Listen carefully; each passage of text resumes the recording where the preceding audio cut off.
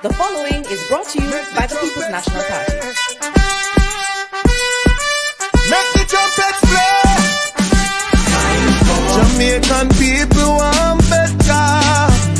Economy coming like stormy weather. Ancestors are turning on them grave. To get champion, we can do it together. When we look at the future of precipice, we see Jamaica needs the vision of the PNP. People said the bag of promises, them can't carry go shop. And the crime rate getting higher, wonder when it's a go stop, comrades. Jamaican people want better. Economy coming like stormy weather. Ancestors are turning on them grave. To get champion. The proceeding was brought to you by the People's National Party.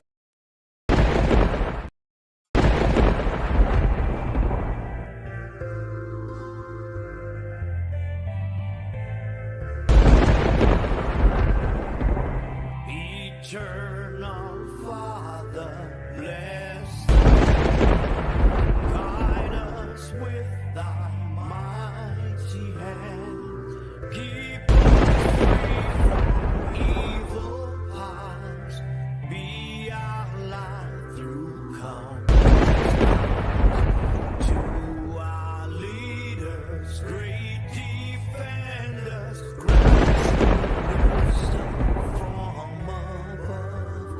justice, truth be forever. Jamaica, land we love. Jamaica, land we love. Teach us true respect for all. Strengthen us the weak. Give us wisdom lest we perish. The following is a public service announcement. The Diaspora Crime Intervention and Prevention Task Force and One Jamaica Legal Defense Foundation invite Jamaican patriots and friends in the tri-state area to the second staging of a call to action. Meet us on Friday, May 10th, 9 a.m. to 1 p.m. at Jamaica's Consulate, located at 300 East 42nd Street, corner 2nd Avenue in Manhattan. That's a call to action for Jamaicans and friends of Jamaica who are seeking the best solutions for Jamaica. May 10th at 9 a.m. at the Jamaican Consulate at 42nd Street and 2nd Avenue. Listen to Reason with Radigan Saturdays at 3 p.m. on Reggae Global Radio and YouTube for updates.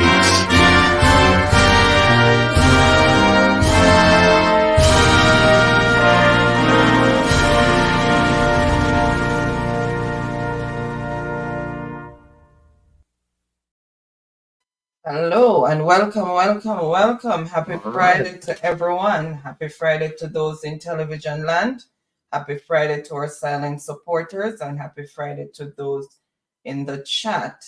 Hope everyone had a wonderful and productive week, and as usual, looking forward to a wonderful and restful weekend. Hope for those who have to work will not be too hectic for the weekend.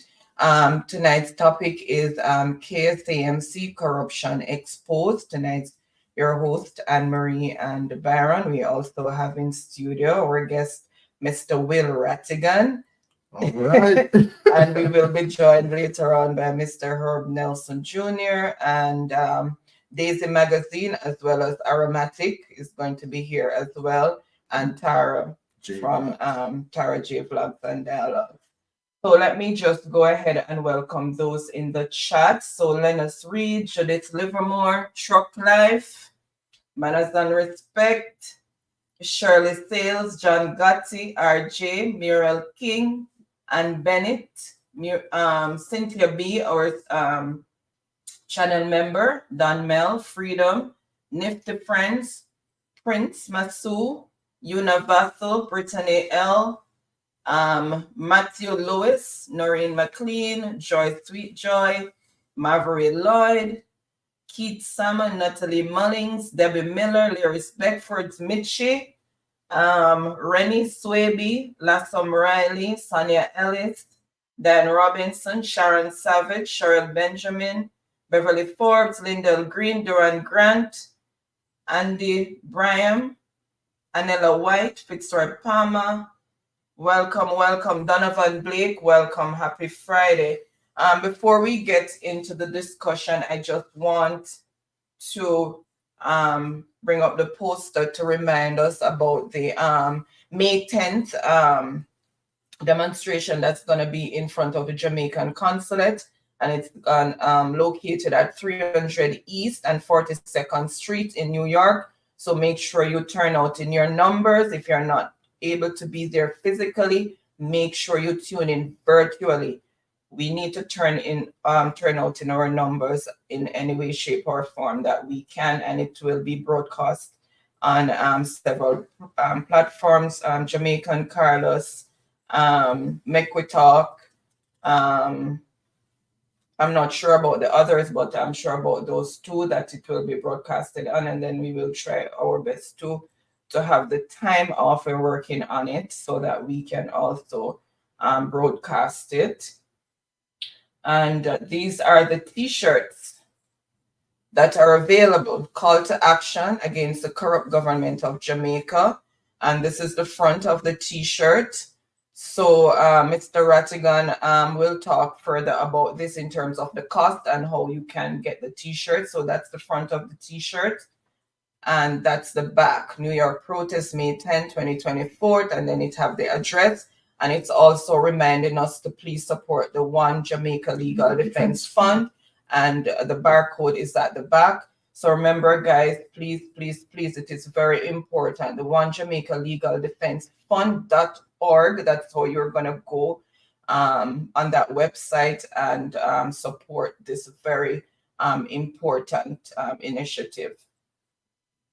All right. So without any further delays, I just want to welcome Mr. Rattigan again. Thank you so much for joining us. Do you have anything to say to the audience?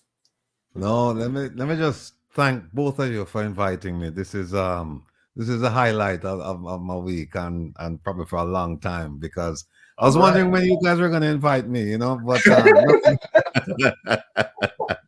nothing happens before the time, So once I get the call, I say I have to respond. So I just want to thank you again for having me. I want to thank everybody in the chat and just let people know that we are well on our way with the plans for the May 10th protest. The t-shirts, that's the final design. We just did that this morning, and the print shop, they're working. So he promised me that within the next 3 to 5 days he will have we ordered 105.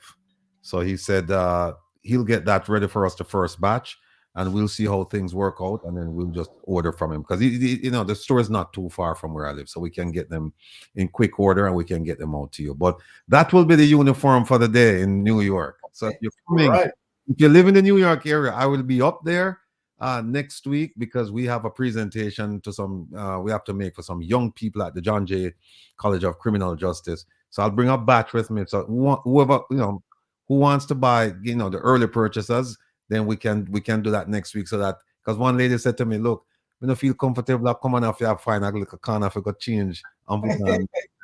So we're going to provide them next week so that you can come dressed for the occasion. You don't have to come and then get dressed for the occasion, but you come dressed for the occasion. So it looks like it's going to be we're going to have a good turnout.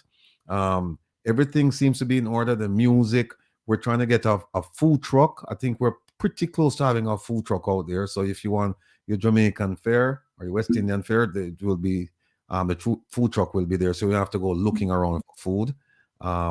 The permit, that's taken care of. The music, that's taken care of. We're now working on the program in terms of who's going to speak and when. So that should be done like by Monday or Tuesday. Big up yourself, Herbalist. Yes, sir. How you doing? And Mr. Lee, Byron. Herbalist, we're larger than life here. All right. Hey, let's go herbal his eyes. Them look glassy though. So no. You know what? I went with the wife up to Fort Belvoir, the army base. Yes. And we did, a few things up there, and then I was coming back down. And man, let me tell you, I made a brief stop, of course, get some food. All But right. you know what? I gotta go on. I can't even eat. So I had to come in, grab the dog, take him out, because I Yeah. left him in the chair all day. And so I'm back here now. So All right. hopefully I'll be all right. But we've been up some late nights. Yes. All right. right, And, thank you and, so and, much. and that is fully appreciated. Not a problem. One quick thing. Let me just tell everybody who's asking about the online purchase that tune in tomorrow to a Reason with Ratigan, because we should have everything finalized by tomorrow. Because as I said, the t-shirts, we just finished up the final design late this morning, and so the print shop, they're at work right now. So, but we're gonna finalize that for you tomorrow. All right. Okay. All right. So just a correction. It's the One Jamaica Legal Defense Foundation. I don't know why I keep saying fund. It's a foundation. It is a foundation. fund, but it's for the foundation. Foundation. When you have things like this, you All right. have in the mind that it's a fund, but it's foundation. Thank you guys for the correction. And for those who are just joining in, welcome, welcome. Thank you so much for tuning in. Please remember to like up the live, share us out if you can. And if you're new to the channel, please show some support by subscribing. Without any delays, I'm just going to hand over to Baron so he can start the discussion. All right. Thank you, Wifey, for that precursor. Without any delay, I just want to say a big thanks to Ratigan and Herb to be a part of us tonight. Of course, so this is what we call a critical thinking panel. And let me talk about the One Jamaica Legal Defense Foundation. What we are going to discuss tonight, it's one of the reasons why it is extremely imperative that people, right, support the One Jamaica Legal Defense Foundation. We'll be dealing with getting to the issue of corruption, right, and the issue of good governance. And so then what we are going to be looking at tonight is we're going to do a deep dive, right, as a result of particularly KSAMC. And let me say this to all persons who are listening to us right now, right? We are going to reveal some report as it relates to persons who are under the microscope of the Integrity Commission investigators, right? And we're going to see some series of situations that, obvious breaches, right? And so then these are persons that would have been processed, some of them yet to be processed, but it's amazing on what we are going to look at tonight as it relates to the level, let me speak it, the level of corruption. For me, going through the report and what I have seen, it is so much a surprise to me in terms of, the level of corruption and, persons just diverting away from the rules and regulation that call for good governance. So we are going to get into that. But before we get into that, we want to display a clip as it relates to Mark Jefferson Golding, right?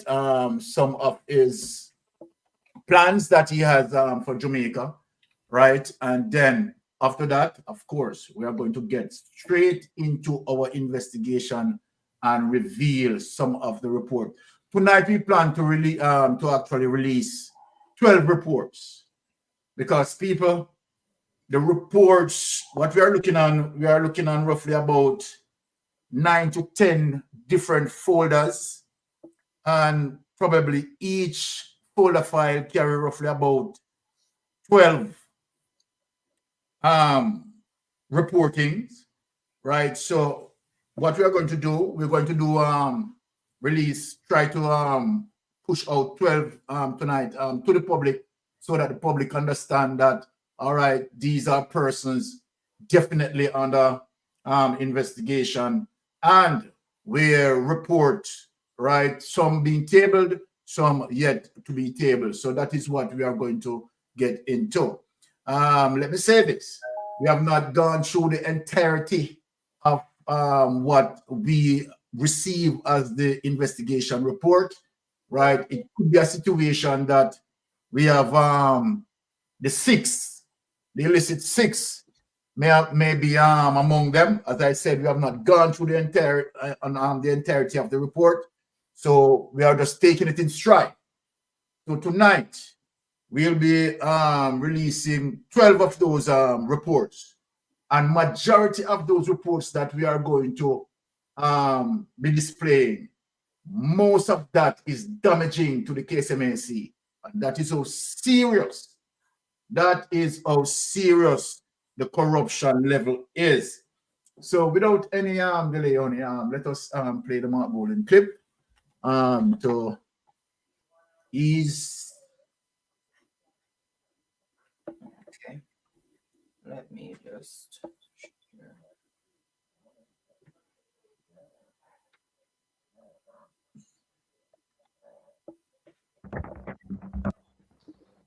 Everyone must understand that they have a role to play in making a Jamaica that is a nice place to live. This means people must pay their fair share of taxes, and the government must be accountable to the people because it is spending the people's money. Spending must prioritize access to basic needs, giving people an opportunity for entrepreneurialism to thrive, giving people an education from which they can create new ideas and opportunities, and nurture our indigenous talents. The type of transformation that Jamaica needs by investment in its people and in possibilities for the people. Mr. Speaker, the major impediments to Jamaica achieving high levels of inclusive, sustainable growth include a failing education system and a training system that is not fit for purpose, which contributes, both of those, to Jamaica's low national productivity. High levels of violent crime, high electricity costs that undermine the competitiveness of our economy, and insufficient economic diversification that would increase our resilience to the growing threats from climate-related and other external shocks. Mr. Speaker, none of these challenges can be successfully tackled if we do not address the prevailing failures of governance in the country. Until the systems of governance are accountable, transparent, and participatory, dog nyam we suffer. All right. Now, as I said, Tara, beyond the echo, welcome to the panel, right? We so appreciate of your presence. All right. So happy Friday. Tara, meet Mr. Rattigan yes. and Mr. Herb Nelson Jr. How are you? All right. Blessings and love to everyone. Same here, my dear. Likewise. All right. So we'll be having of course Maria will be joining later, right? And Aromatic will be joining us later as well. Now, Jamaica, let me say this. We are going to, because we like to do things in chronological sequence for persons to understand. We like to create what we call a background when we are doing investigation, right?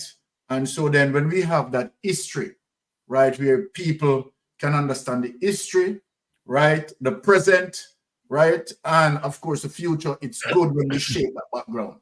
So what we are going to do, I'm going to play a clip, and let me say this, let me apologize for one of the clips that I'm going to play because it has what we call colonial languages, right? So then, right, but we have to present the facts as, they are. So we are not going to just change anything where that is concerned. So first of all, let us get into, and I want when I play this clip, as a result of what we are seeing as it relates to the investigation report by the Integrity Commission, right? We realize that, okay, we understand why certain things as it relates to the government wanted to have certain persons in certain position, right? Is to create, that level of, interference with investigation and so forth. And so then we see where Delroy Williams, right, was automatically instructed to take up the deputy mayor, right? Because that Delroy Williams was the previous mayor. But of course, he has to be there to make sure that certain things, right, not being uncovered. But, we are just giving our warning that you need not to interfere with, the process of investigation. So let me say that before we start. So then we are going to go back in history as it relates to what we are going to bring forward. So, wifey, without any delay, could you play the script? Okay.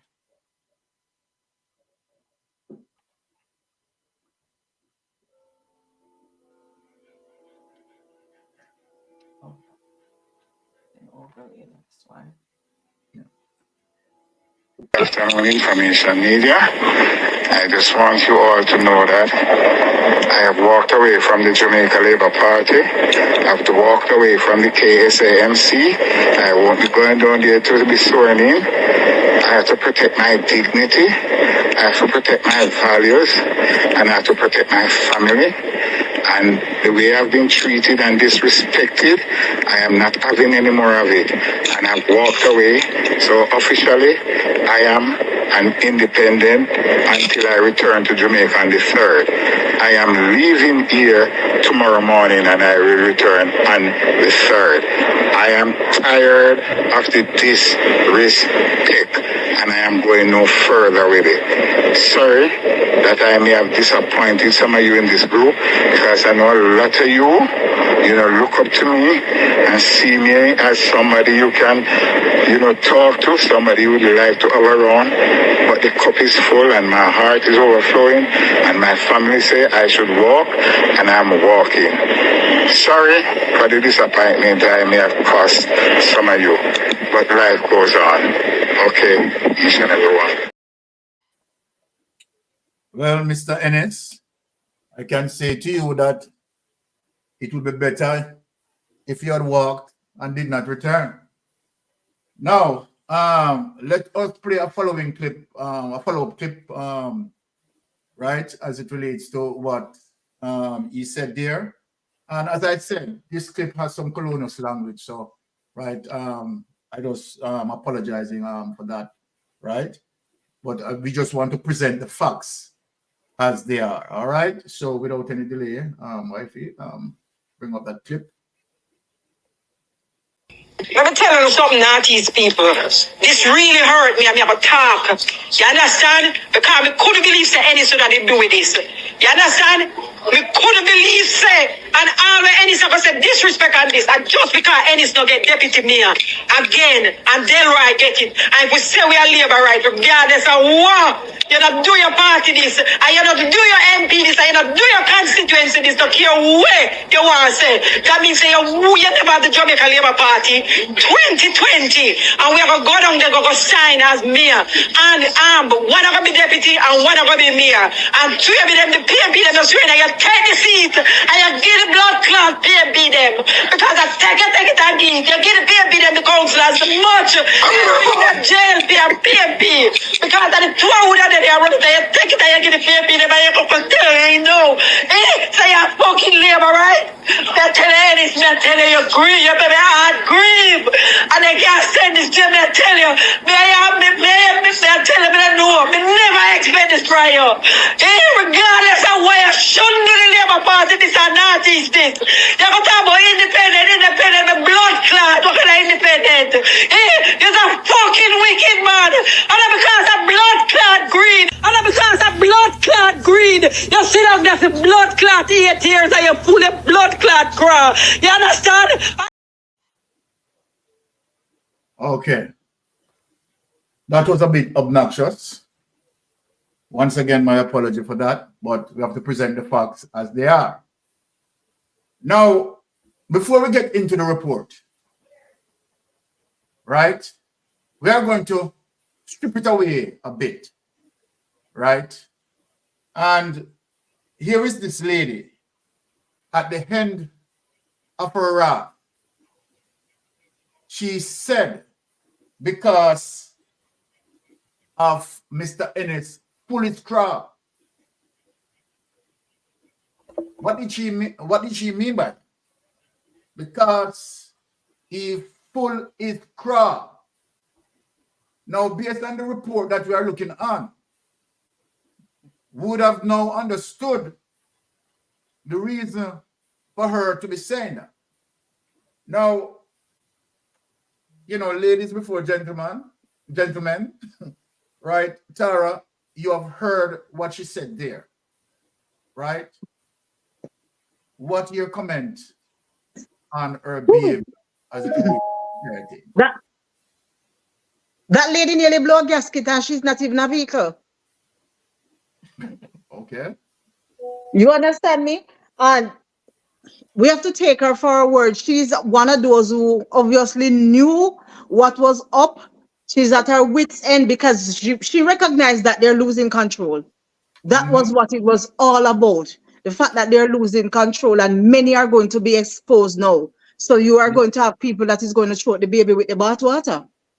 Okay, so there you go. You perceive that, okay, she was just trying to say to Ennis that Ennis just need to go with the flow. Yeah, man, that was the last appeal. So that, okay, certain things can be suppressed. Brother Herb, what you say on what you have just heard? Well, I'm always delighted when I can hear the colorful epithets that comes out of Jamaica and hear people's emotions that go with it. And, you know, she got quite emotional over a simple thing of somebody deciding that they're going to take care of themselves, right? And so whatever was being denied to her, she felt troubled by his refusal to take part anymore with the party. And so she got emotional over that. I think I heard it some other place before with a certain lady from the PNP who has been a thorn in the PNP side, right? That has the same emotional attitude towards when things don't go your way, right? I'm trying to remember her name. I can't remember her name. Karen Cross? Yes, Karen Cross. Yeah. Yes. So I don't know what it is about these ladies that we have in politics that they must bring this kind of emotion to the job, right? Yes. And I'm trying to think of males that have done the same thing in our fairness.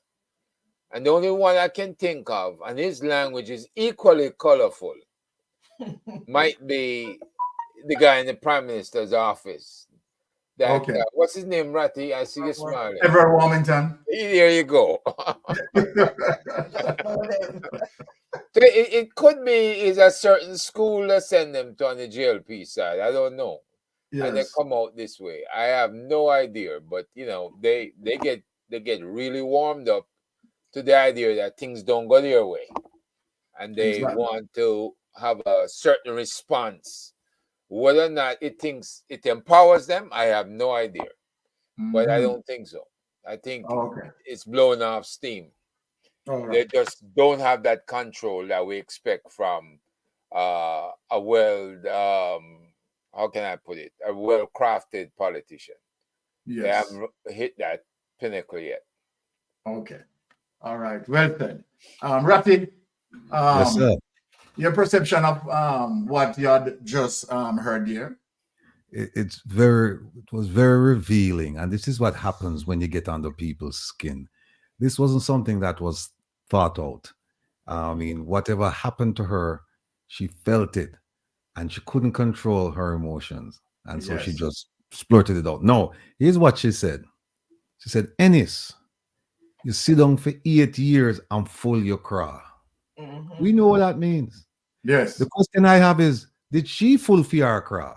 Exactly. Yes, obviously, she watched him fulfill her cry. You know it, go. Thief don't like to All right. thief with long bag. Okay. So if this was a full theme cry, then it stands to reason that she was a full fear cry too. Right. Yes. So, for 8 years. And for 8 years. Yeah, and what this tells me is it shows how deep the tribalism is in Jamaica. That you going elevate party over people. The man has a right to think independently of whatever anybody else says. And if she had a problem with him, and by the way, let me make it clear. Say, I'm not saying she a thief, but she said that him fool him craw. So my question is, was she fooling fear craw? Exactly. So whatever he was doing, was she doing the same thing? No. And I find it hard to believe that you watch him do all of this for 8 years and she not do nothing at all. She just sit down and just watch him.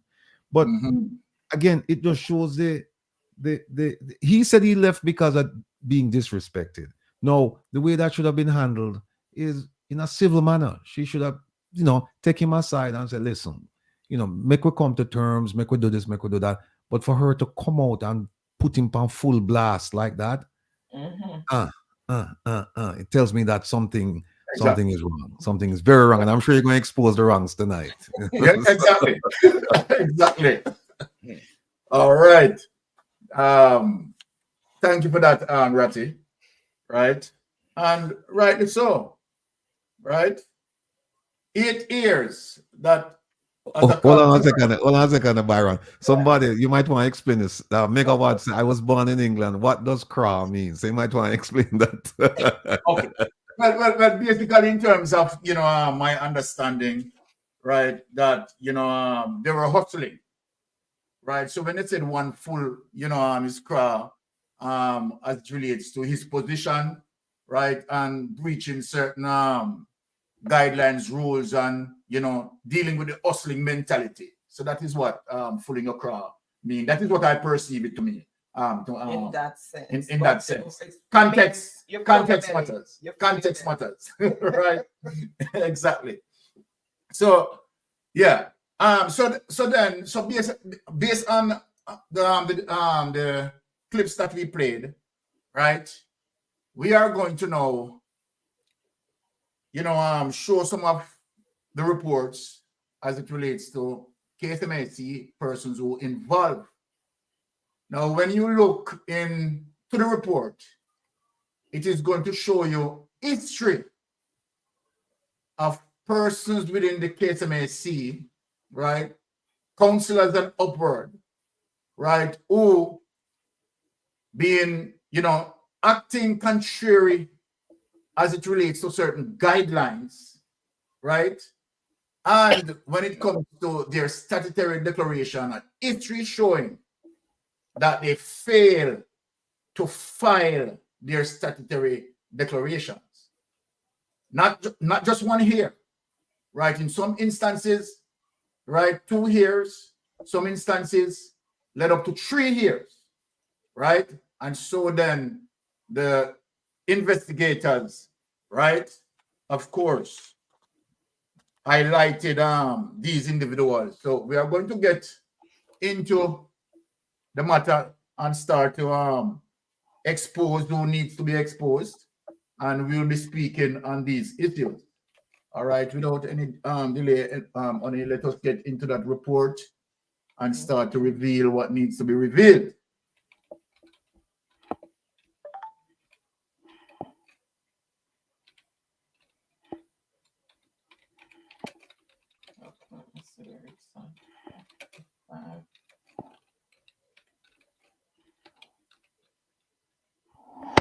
Okay. Which one you want to start? We're starting from the top. All right, so I'll have to share it again. Hold on. Yes. Let me see. Because they're not gonna see the window that I just opened. Okay. So yes, YP is preparing that to share the information with you all. Share this tab instead. Yes. This is what we have. Yeah. You want yes. Okay. Just make sure it's okay. 200.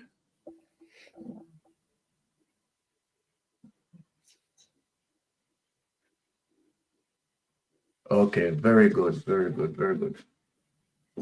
Okay. Let me put the mouse. Okay, thank you. All right, so here it is, people, the first report that we are sending out. So there it is, investigation report into concerns that Mr. Trevon Clarke, an employee of Kingston and St. Andrew Municipal Corporation, KSAMC, failed to file its statutory declarations with the Integrity Commission for the years 2019, 2020, and 2021 in breaches of the Integrity Commission Act. Now, I am not going to read through what the act is saying. The act is only explaining certain things. We just want to get into the contents of the investigation, right? So here it is, chapter 1, summary of investigation and findings. This investigation report by the Director of Investigation is in relation to concerns that Mr. Trevon Clarke, an employee of the Kingston and St. Andrew Municipal Corporation, KSAMC, failed without reasonable cause to file statutory declarations with the Integrity Commission, hereinafter the Commission for the years 2019, 2020, and 2021. It was found that Mr. Trevon Clarke was required to file the reference statutory declarations with the Commission at the material time, and having failed to do so, contravening Section 43 of the Integrity Commission Act, hereinafter the ICA. Let us get down to the background. As we said, every investigation needs a background. Why was this investigation conducted?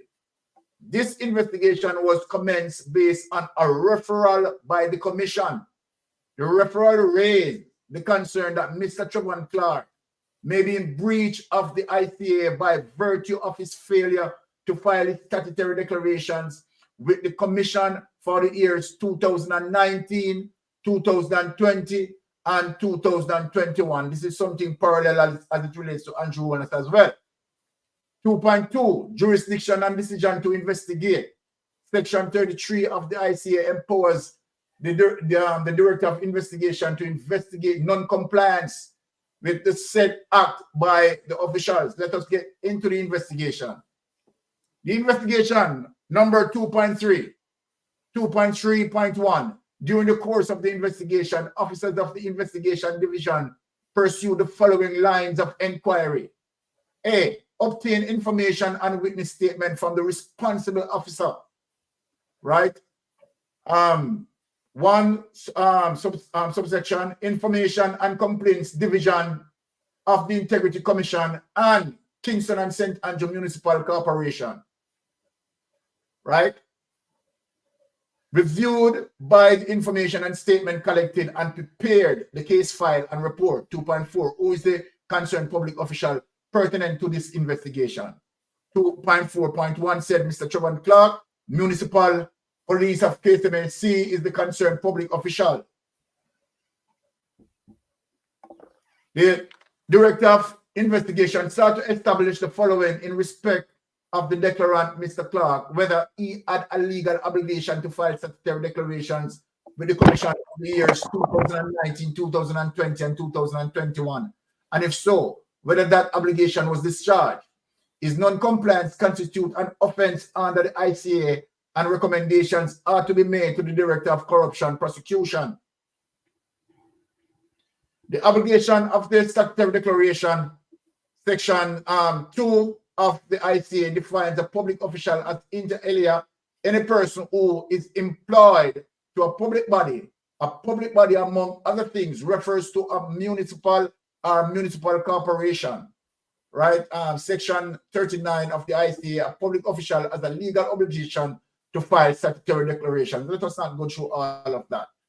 Now, let us go to the investigation. The investigation covered the period 2019, 2020, and 2021. A witness statement obtained from the duly authorized officer at the KSAMC indicates that Mr. Clarke was employed to that entity in that capacity of municipal police since April 29, 2019.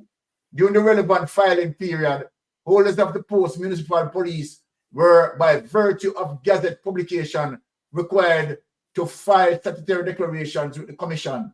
The Kingston and St. Andrew Municipal Corporation is a public body. Employees of the KSAMC are therefore public officials within the meaning of the ICA. So what we are doing, we are taking the small heads and then we go up to the big heads, right? Statutory declaration required to be made at a particular date shall be submitted to the Director of Information and Complaints on or before the last day of the 3rd calendar month following that day. And you have seen going 3 years that this person has not filed. Take that away. Let us get into, right? So, stop sharing this one? yes. Okay. And let us get into the other file. Okay. Now we are getting there, people. We are going to see some big wigs coming up here. All right. So the next Trevon Clarke, we just did Trevon Clarke, right? Mm-hmm. Okay, so write him off. We just did him. Who next? It's Reid. Okay. Reid, sorry. Oral Reid. Mm-hmm. So let us check out Oral Reid. Oh, it's not sharing. Okay, So, yes. Let us get into Oral Reid on the KSAMC. Hold on.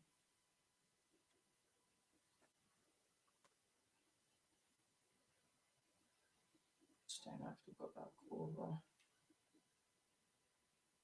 No, this one. All right. Each time we have to redo the process, so it takes some time. So just be patient with us. 1 sec. Share this tab instead. Okay, let me see if it's there now. Okay.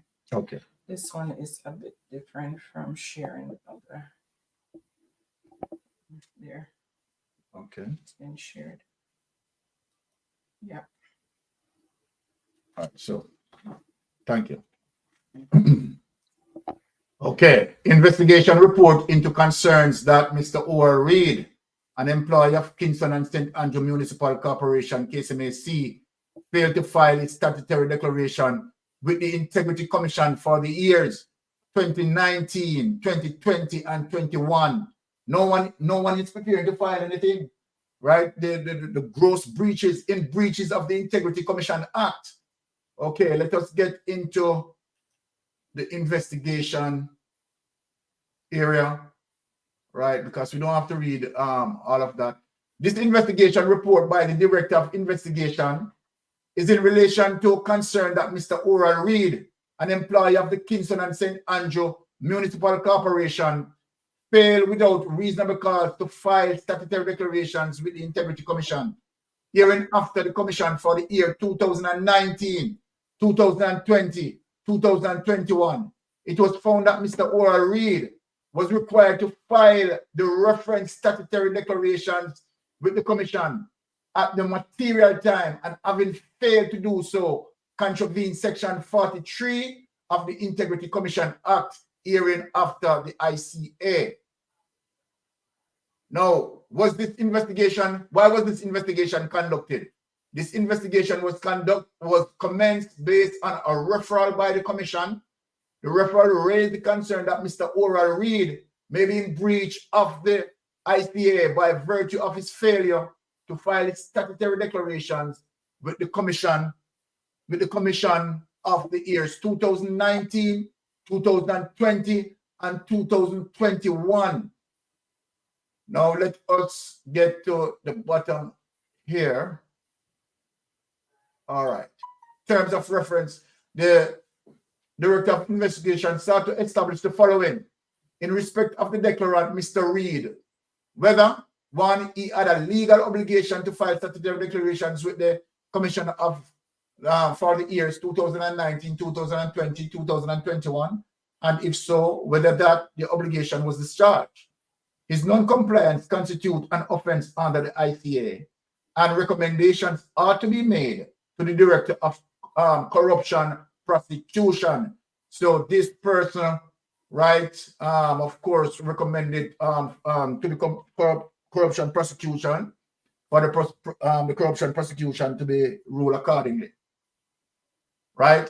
Section 2 of the IC defines a public official, and we went through that, so we don't have to go through that. The investigation covered the period 2019, 2020, 2021. A witness statement obtained from the duly authorized officer of the KSAMC indicate that Mr. Reid was employed to that entity in the capacity of municipal police since April 29, 2019. During this relevant filing period, holders of the post municipal police were, by virtue of Gazette publication, required to file statutory declarations with Commission. The Kingston and St. Andrew Municipal Corporation, right, is a public body, right? So we don't have to go through all of this, right? So we see the breaches that he failed to file 2019, 2020, 2021. So whatever reason that caused him not to file his statutory declaration, right? Obviously, the corruption prosecutor will proceed, right, with the necessary charges to commit that. Arrow, bless up yourself. Blessed evening to the panel. All right. The viewers and subscribers. Okay. Blessed evening. So let us take away that. Finish it. Yes. Okay. And then we are going to take in off the small fish first. Continue. No, it's not gone. It's still there. Yes, so but you have to open it. You want we're getting to the third. We're getting to the third, fourth, fifth. Okay, but you finish it the second. You Yes. just told me to take that off. Yeah. Okay, so. Right? Mm-hmm. Okay, you're getting into the third. Oh, you want the third one right now? Yes. Okay. You want Mr. Vaz and Sinclair himself? Okay, all right. Mr. Vaz, right here, people. Your chair. It's not shared yet. Okay, let us share that. Okay. One sec, guys. It's about the opening and closing. Yeah.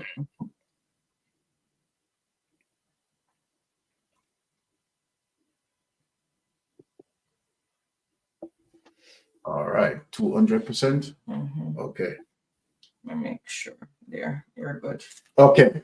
All right. So, we are reading out everything, that the Integrity Commission, right, have as it relates to their investigation.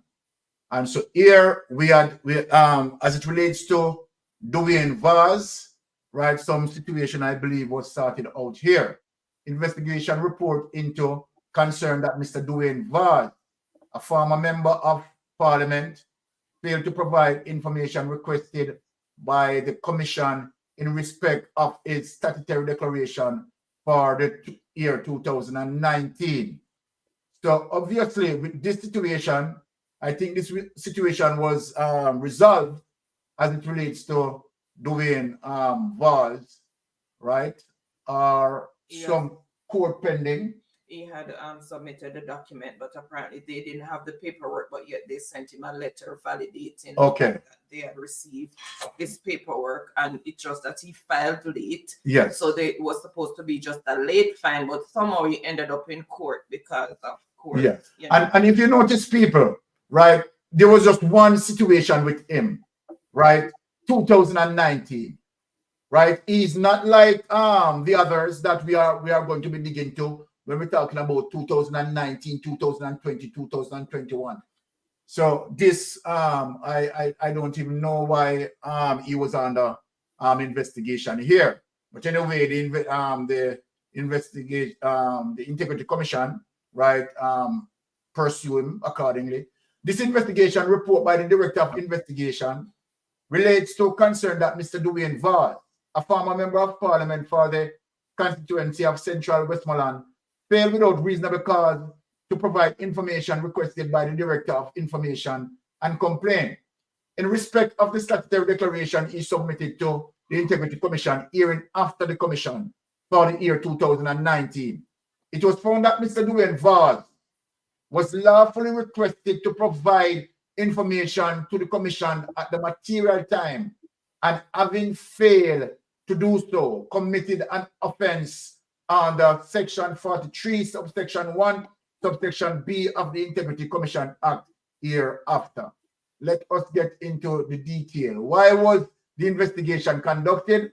This investigation was commenced based on a referral by the Director of Information and Complaint on behalf of the Commissioners, Integrity Commission, which was received on March 4th, 2022. The referral indicates that Mr. Dwayne Vaz is in breach of the ICA by virtue of his failure to provide information requested from him by the Commission in respect of his statutory declaration for year 2019. So that is the thing, the only thing with Dwayne Vaz, right? That situation, as the best way, I believe it, right, has been resolved. And so then I don't think that Dwayne Vaz is in any predicament as it relates to any charges forthcoming. All right, let us take away that and get into number 4. Right? So number 4. That's not number 4. Okay. Let me just.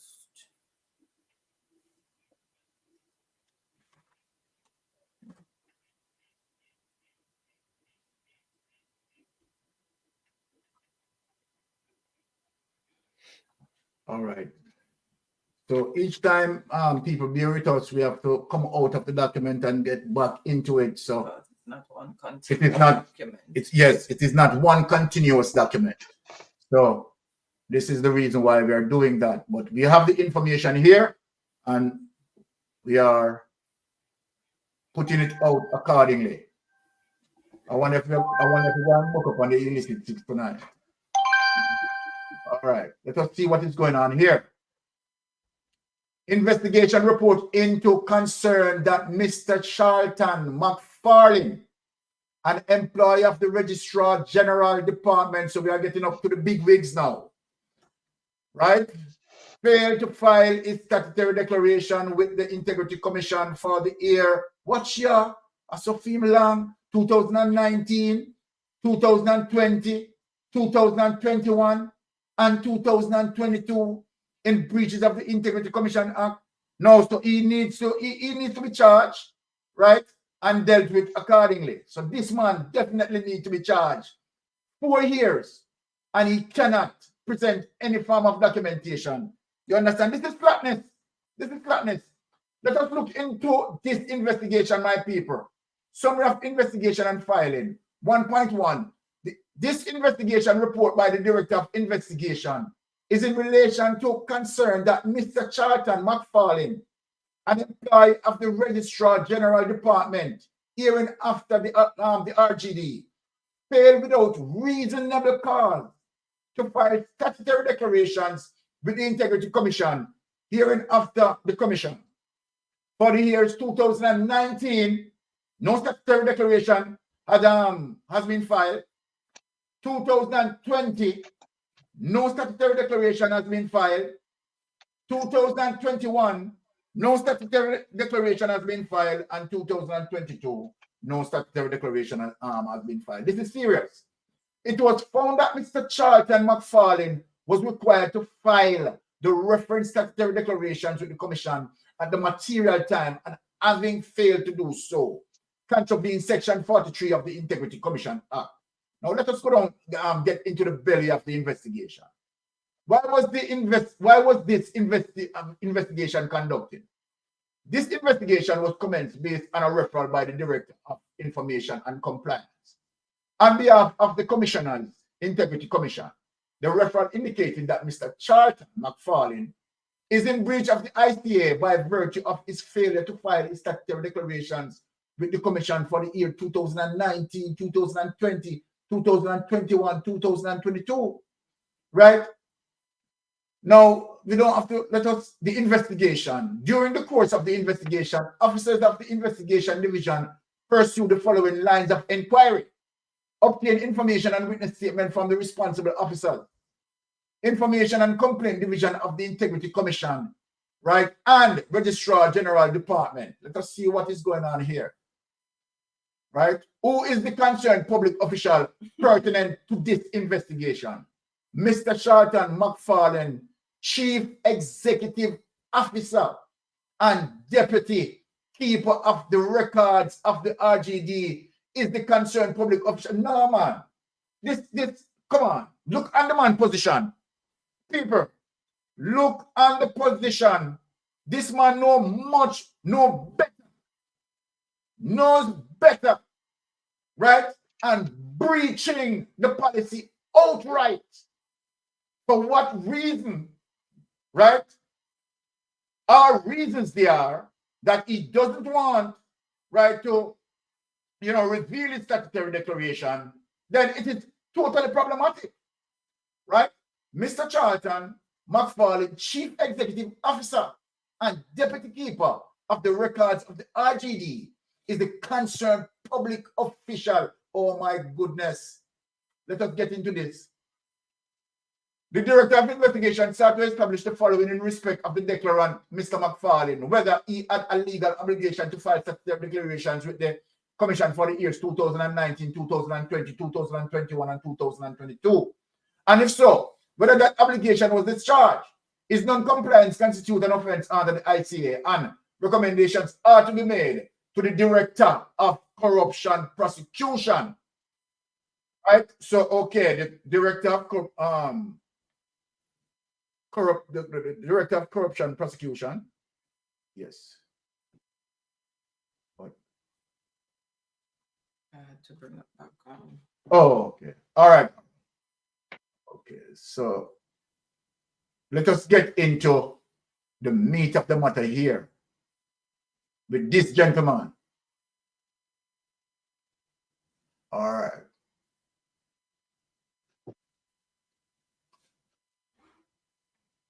Okay, let us get into 4.3.2 now with this situation here. Consistent with the foregoing provision, the Director of Information and Complaints sought the approval of the Director of Corruption Prosecution for Mr. McFarlane to be given the opportunity to discharge liability pursuant to Section 43, subsection 3 of the ICA. Approval was granted by the Director of Corruption Prosecution on June 6, 2023, that is last year.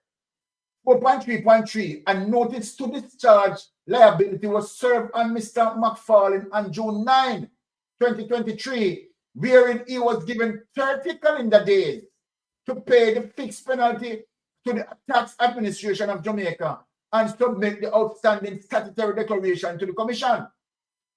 Checks made with the Information and Complaint Division revealed that to date, Mr. McFarlane has failed to comply with the reference notice in any respect. I wonder why am I high?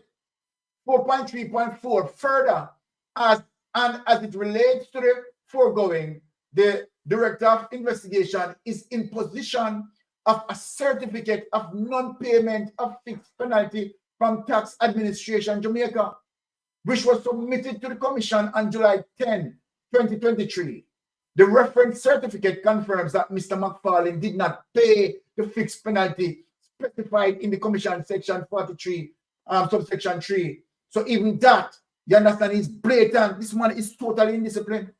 As indicated above, the failure of declarant without reasonable cause to submit a statutory declaration to the Integrity Commission by the due date is an offense under Section 43, subsection 1, right? Discussion of findings. Let us get into the discussion of findings, people. During the investigation into the allegation against Mr. McFarlane, all reasonable lines of inquiry were explored, evidential material was gathered, and the statement of witnesses deemed necessary were collected or recorded. The overarching objective of the Commission's investigation was to determine whether there is merit in the allegation that Mr. McFarlane failed to file the reference statutory declaration as required under the ICA. For an offense to be committed under the Section 43(1)(a), 1CA, it must be proved that 1, the officer concerned is required to file statutory declaration, which he is. 2, the obligation to file was not discharged.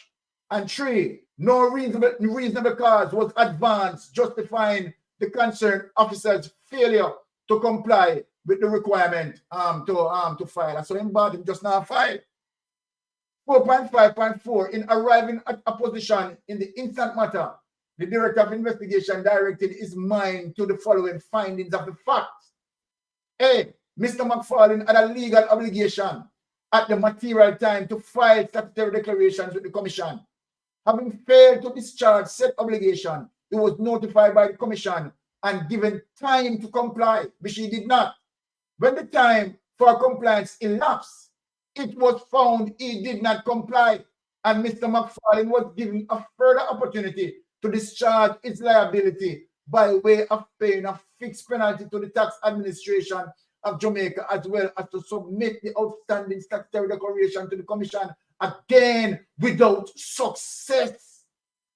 Based on the foregoing, the Director of Investigation finds in all the circumstances of this case that the referral of the Director of Corruption Prosecution is justifiable.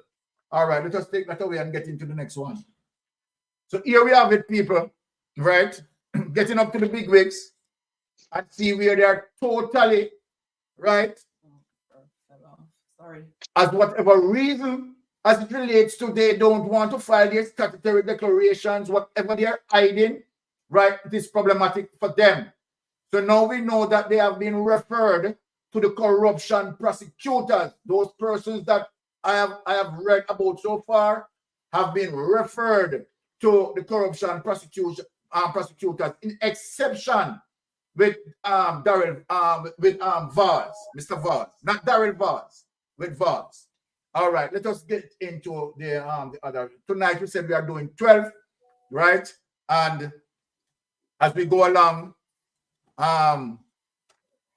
Tuesday we'll be releasing some as well.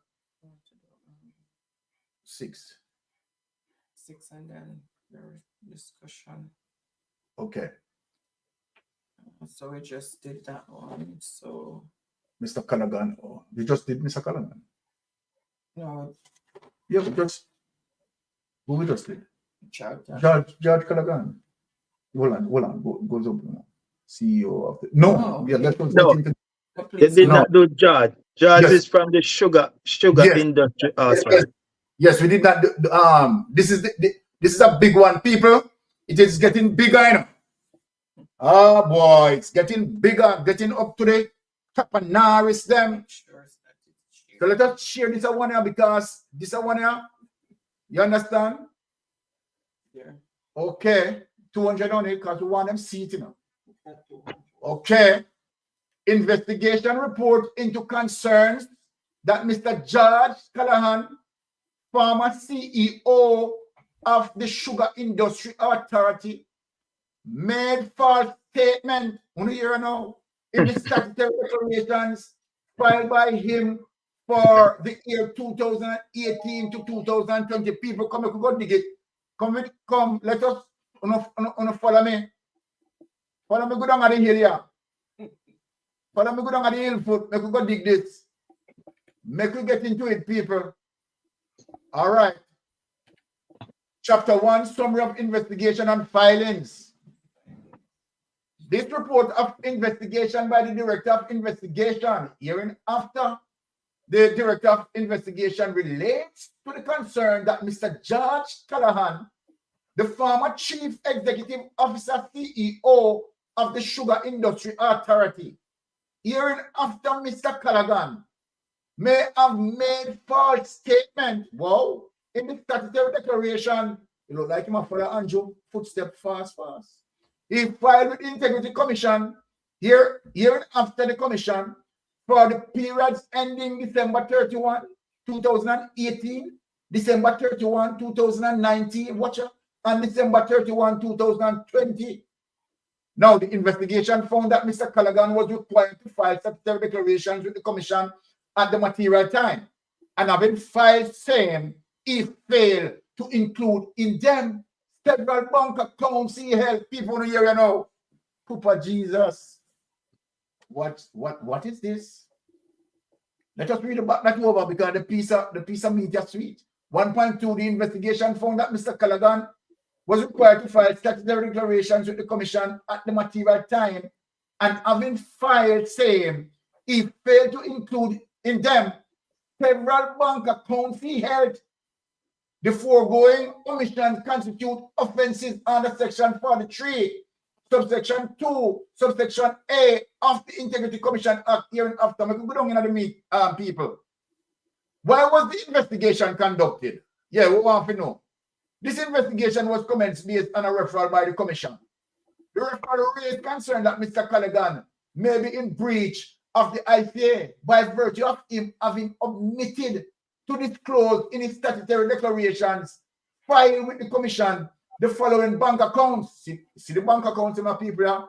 Watch out. Bank of Nova Scotia, Mandeville branch, savings account numbered 5000. The people that block out the people account number. Because we know so sharp, yeah, I did there for the people. Well, open on August 28, 1998 and closed on January 12, 2022. You hear that, people?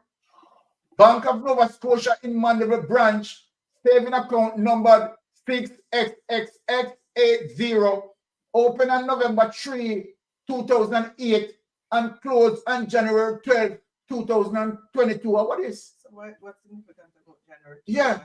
Scotia line account at the Bank of Nova Scotia Mapen branch, number 544XX X680, open on November 4th, 2007 and closed on October 29, 2021. And Victoria Mutual Building Society, savings account numbered 40X79, open on January 16, 2008 and closed on August 18, 2022. But most of them him open and close them. What up with the year 2022? Why he closed them? Having reviewed the matter, the DI expanded the scope of the investigation to include the circumstances surrounding the use of the undisclosed bank accounts, together with the sole account declared by Mr. Kahhan, that being Bank of Nova Scotia bearing account number 6XXX59. Something not right, that's all. This not look good. People, this not look good. Who is the concerned public official pertinent to this investigation? Mr. George Kahhan, former Chief Executive Officer, CEO of the Sugar, as it relates to 2.4.1. Industry Authority is the concerned public official. Now, him only reveal one account and then hide 4 accounts from the Integrity Commission, right? A problem this is definitely a problem. Right? Let us get into the art of. Okay, a witness statement obtained from the duly authorized officer at the Sugar Industry Authority indicate that Mr. Kahhan was the Chief Executive Officer, CEO at the material time. Having established Mr. Kahhan's obligation to file statutory declarations with the Commission, it is further necessary to determine whether said obligation was discharged. The evidence provided by the declarations unit at the Information and Complaint Division Integrity Commission disclosed that Mr. George Kahhan filed the required statutory declarations with the Commission for the years in question. Right? false statement statutory declaration under the ICA, it is an offense to knowingly make a false statement in a statutory declaration. So automatically, He had filed. yes. So you had filed, but you had lied, right? You did not reveal, right, in its entirety, right, as it relates to the total amount of accounts that he has. He only tell them that, right, it's only one account he was bearing, while he had roughly about 5 accounts. Mr. Colligan submitted his statutory declaration for the year 2018, 2019, and 2020. The Director of Information and Complaints, by the way of a letter dated June 27, 2022, requested further particulars in respect of balances and all accounts held at BNS and as at December 31, 2020 of import is the following extract from the said letter. If you believe that you have omitted any other information with respect to your income, assets, and liability, whether they exist locally or abroad, kindly also provide full particulars of same for the avoidance of doubt for each asset indicated. Please state the source of funds, including all supporting documents. I know me Andrew want to say trouble, you know. Yeah? Please state the source of funds, including all supporting documents. Please be advised that this request is being made in keeping with Section 42, subsection 2 and 43 of the Integrity Commission Act. The Director of Investigation is in possession of a letter of response dated July 4, 2022 under the hand of Mr. Colligan. The reference letter inter alia disclosed to the Director of Information and Complaints and BNS account bearing account number 6XXX59 for the years 2018, 2019, and 2020. The Director of Information and Complaints again wrote to Mr. Colligan by way of a letter dated September 7, 2022, requesting further particulars in respect of balances and all accounts held at the BNS, VMS, and FGB. The letter requested balances and accounts that were not previously declared of import is the following extract from this letter. If you believe that you have omitted any other information with respect to your income, assets, or liability, whether they exist locally or abroad, can also provide full particulars of same for the avoidance of doubt for each asset indicated. Please state the source of funds, including all supporting documents. Please be advised that this request is being made in keeping with Section 42, right? So let us look here.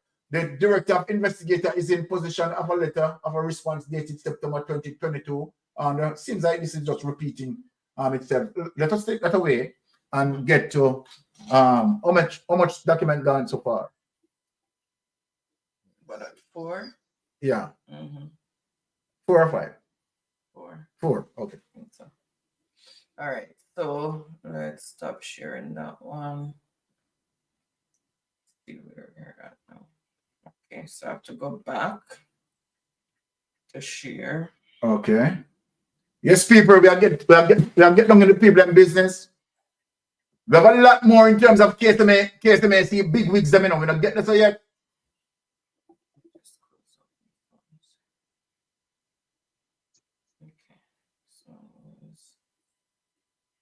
Okay. I wonder if they have enough AC to calm them down. I don't know. Well, guess what? We are reading out their indictment tonight. So I wonder if they are tuning in. I'll probably send $100 Jamaican to help with their this month's bill. All right. So that's one. We do Reid, Dwayne Vaz, Charlton, Stop Mr. George Colligan. Yes. So this one is concerning allegation Mm-hmm. on whereabouts of certain. Whoa! government. People look yes, look at this one, people. This one look messy. Now, this look like what we call car stealing ring. It's a real posa, you know. You still want to look like a real posa? Yeah. What really are going with them people, man? Boy, Andrew, one left government, boy. Concerning allegations of impropriety and irregularities in relation to the unknown whereabouts of certain government of Jamaica motor vehicles belonging to the Ministry of Transport and Mining. What the people are taking the people vehicle. Oh, what this are going here? Oh, what this are going now? Look at Jamaica here. Oh, what really are going here? So, them are slap me, sir. Is it serious? Let us get into the summary of the investigation. Executive summary. This investigation report concerns allegations of impropriety and irregularities in relation to certain government of Jamaica motor vehicles that are unaccounted for at the then Ministry of Transport and Mining. Oh, what really are going on, sir? The report outlines an arrangement between the MTM and the Caribbean Maritime University, CMU, for the loan of 15 motor vehicles to the CMU from the MTM. During the course of the investigation, the Director of Investigation uncovered issues of mismanagement of the government of Jamaica assets and the MTM and CMU inability to account for 4 government of Jamaica motor vehicles. But for what is the necessary recommendations towards mitigating reoccurrence of the issues identified, right, are outlined herein. Okay, let us check it out. This chapter sets out the background information concerning the investigation, jurisdiction, allegation, and a profile of the individuals pertinent to the investigation. Initiation of the investigation on February 10, 2022. The Director of Investigation commenced an investigation into allegations concerning impropriety and irregularities in relation to certain government of Jamaica motor vehicles that are unaccounted for at the then Ministry of Transport and Mining. Boy, Andrew Warner's government really loose. Points for clarification. By virtue of the repeal of the Caribbean Maritime Institute Act, the Caribbean Maritime University Act, which received royal assent on May 30th, 2017 into alias, changed the name of the entity from the Caribbean Maritime Institute to the Caribbean Maritime University. The now defunct Caribbean Maritime Institute will hereinafter be referred to as the Caribbean Maritime University. The Ministry of Transport and Mining underwent several name changes over the period of the investigation for ease and simplicity, and any reference made to the Ministry of Transport and Mining in this report includes, let us see, the Ministry of Transport and Works and the Ministry of Housing, Transport and Water Works. Right? Section 53 and 51 of the Integrity Commission Act empowers the Director of Investigation to inter alia investigate allegations involving acts of corruption or non-compliance with the provisions of the legislations. The reference section is outlined in the greater detail in Appendix 1 by the way of a media article entitled Transport Minister Under Fire Over Vehicles Sent to CMU, published on January 12, 2022 by the Jamaica Gleaner, which reported on the findings of the Auditor General Department Annual Report 2021.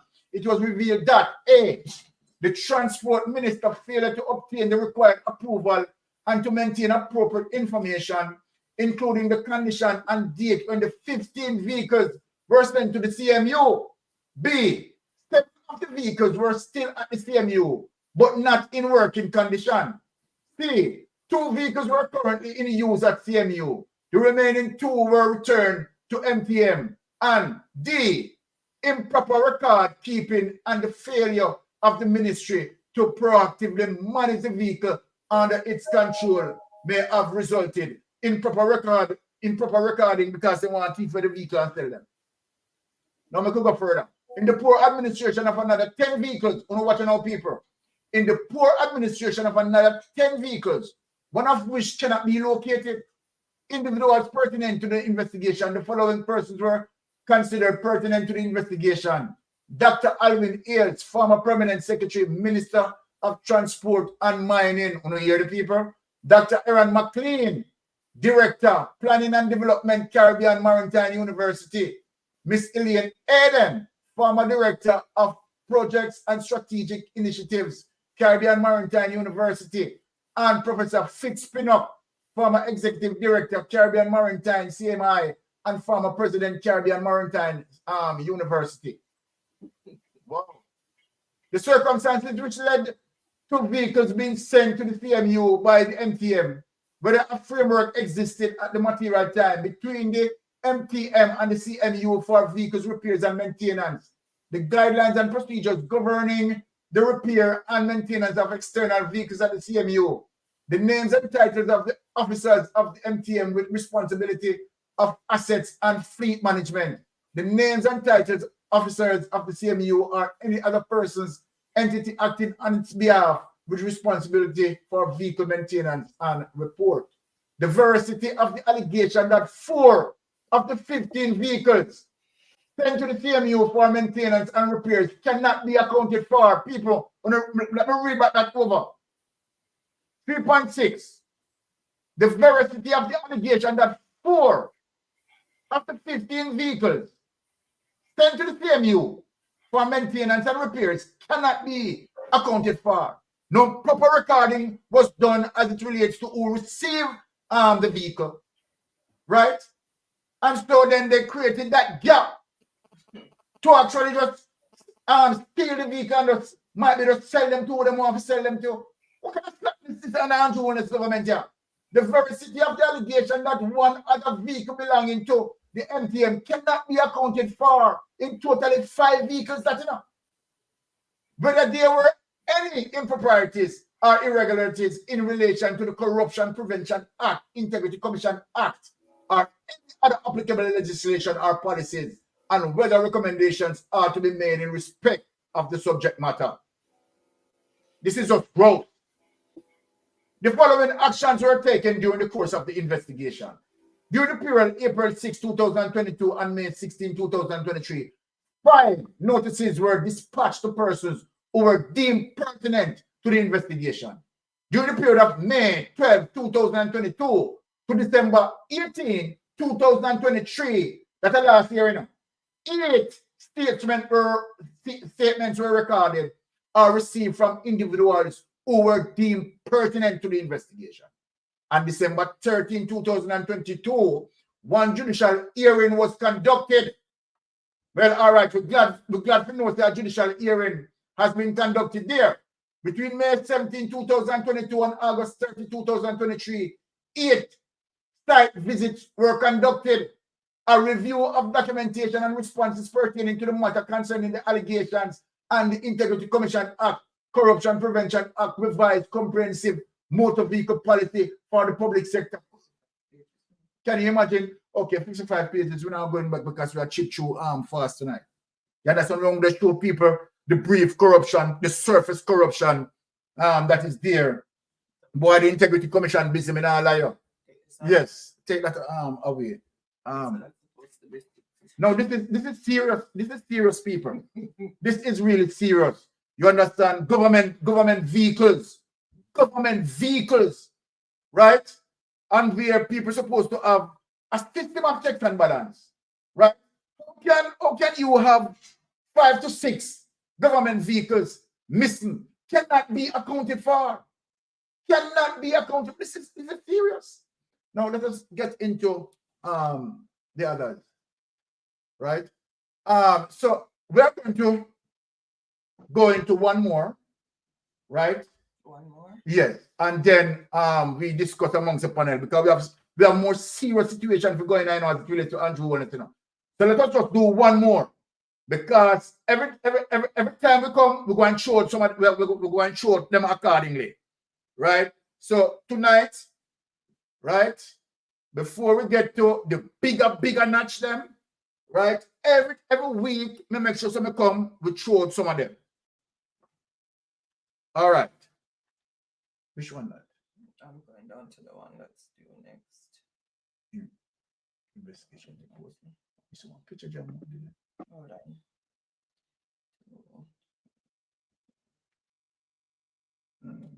Okay.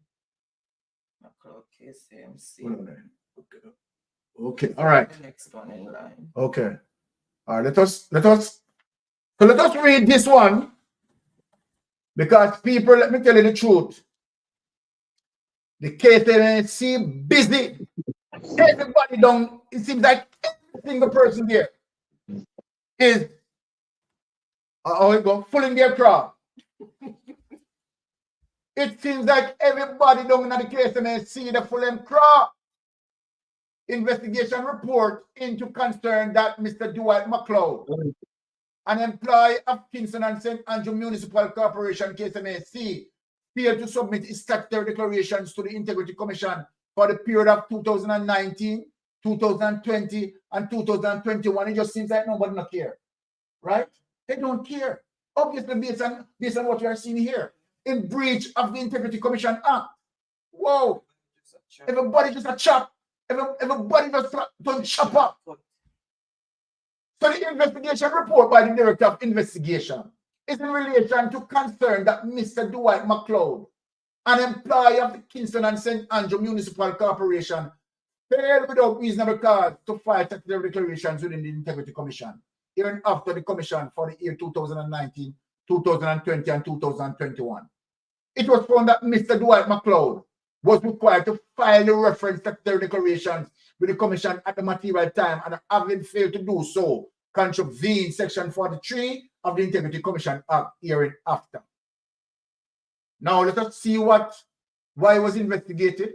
This investigation was commenced based on a referral by the Director of Information and Complaints on behalf of, so he was flagged, on behalf of the Commissioner's Integrity Commission. The referral indicated that Mr. Dwight McLoud is in breach of the ICA by virtue of his failure to file his statutory declarations with the Commission for the year 2019, 2020, 2021. What I mean, so the Integrity Commission investigators, you understand, too bright. They want know too much. What I want to go on yourself?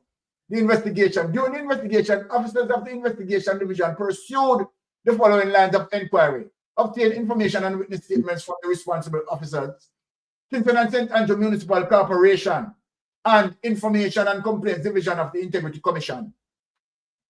Right? Review the information and statement collected and prepared the case file and report. Mr. Dwight McLoud, an employee of the KSAMC, is the concerned public official. Remember, concerned public official. Oh boy.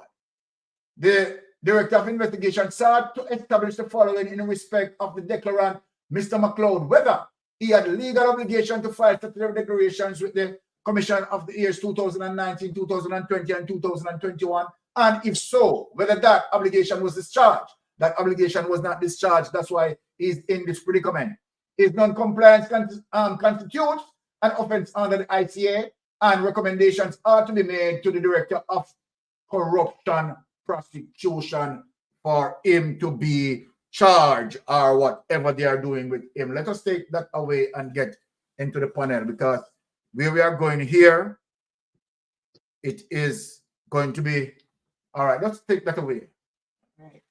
Now, let me just say something before we get into the panel here, because what we are seeing a culture that most of these people at the KSAMC, right, disregard, right, as it relates to the law to file their statutory declaration.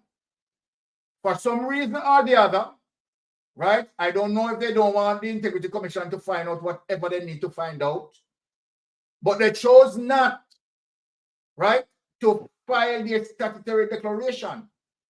And so then they are in a bind where that is concerned as it relates to them being recommended now to the corruption prosecutor.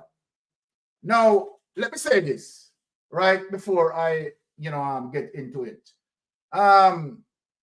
Here we have seen what is obviously, a precedent that's set there as it relates to the KSAMC, right? And we know that, of course, what is named Delroy Williams, right, person in charge overall, right?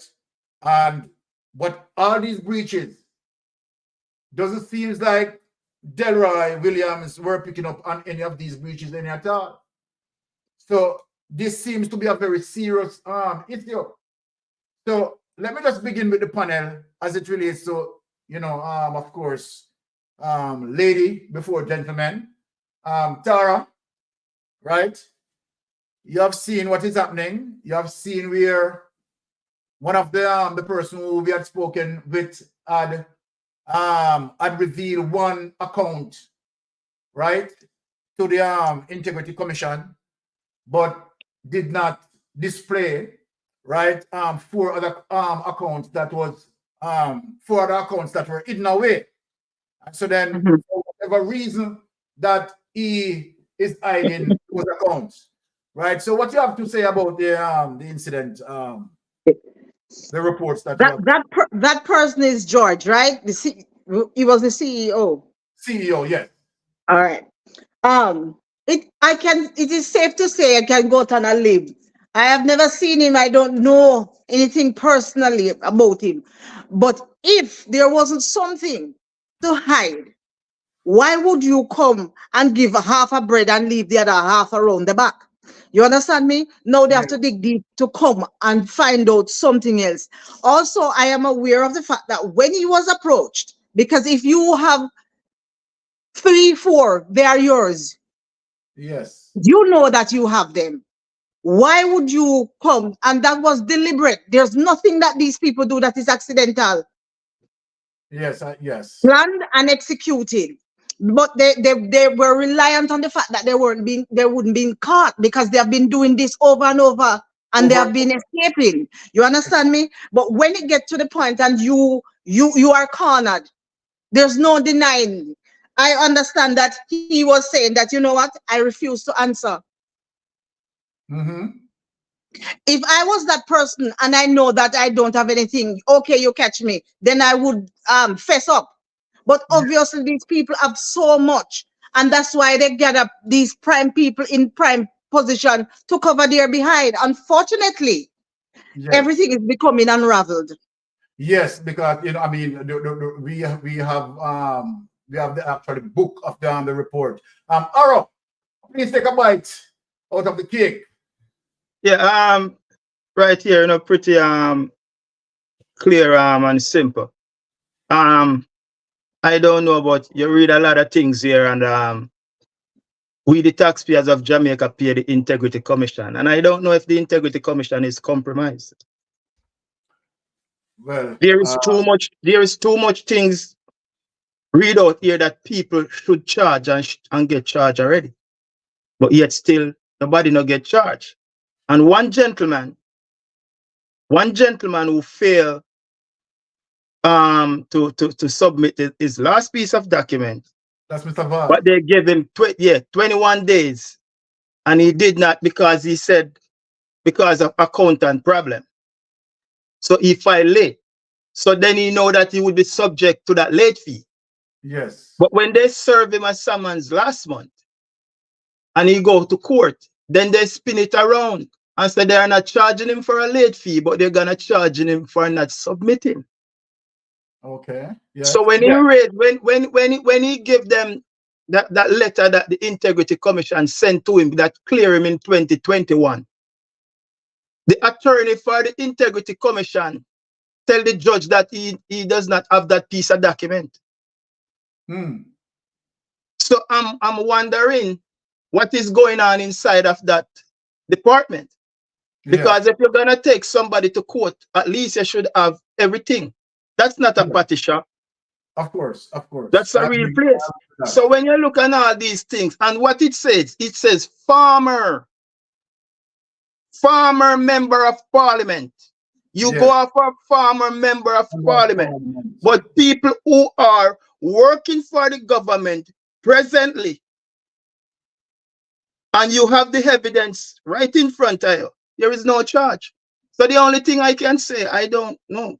Maybe somebody here is compromised. I don't know what's going on. Okay. Well, I understand why you would perceive that, and that's being fair. Rattigan, what you have to say on the matter, Ratty?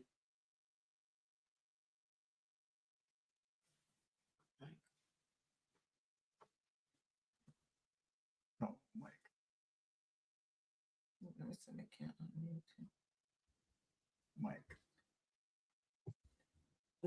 Mike. Sorry.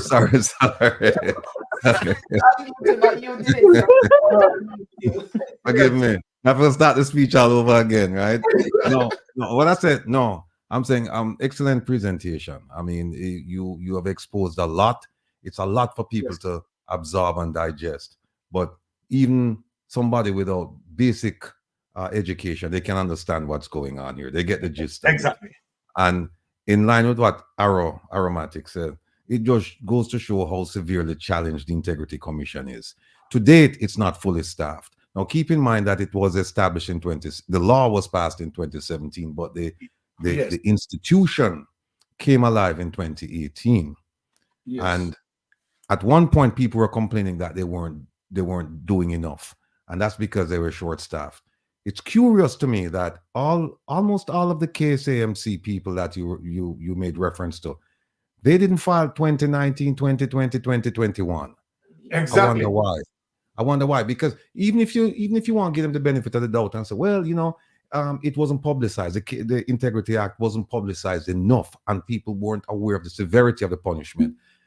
Why is it that only KSAMC, that these reports that you show, I don't see anything coming from a whole bunch of other agencies? Because if that's the case, other agencies should have been similarly affected.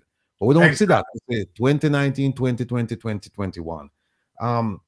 The gentleman, George Kahhan, the sugar man. I have to be careful how I say that. The sugar,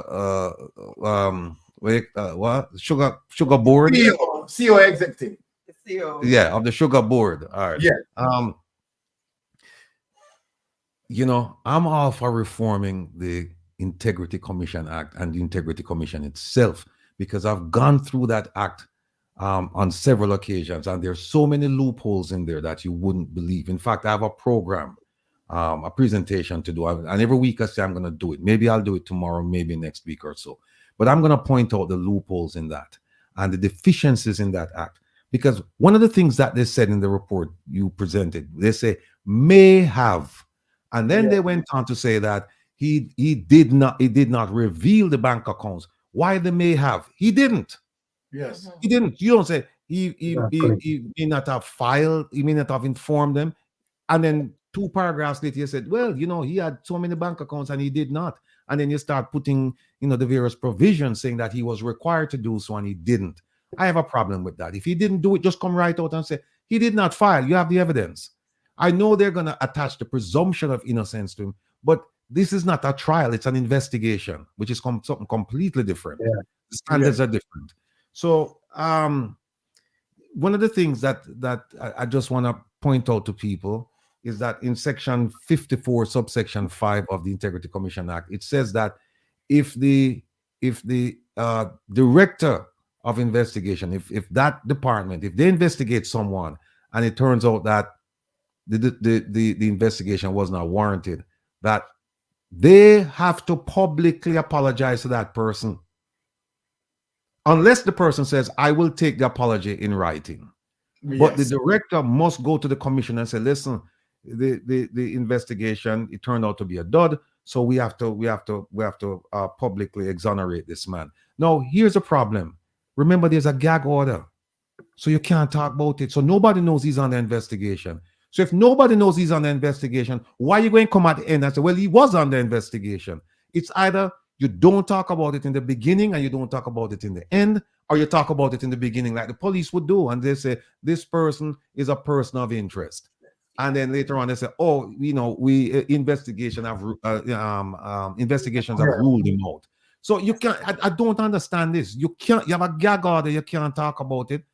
But then when you find out that there is nothing there, then you come out and you talk about it, and you talk about something that nobody knew about. Yes. Makes absolutely no sense to me. So I'm all for, again, kudos to you for bringing this to light.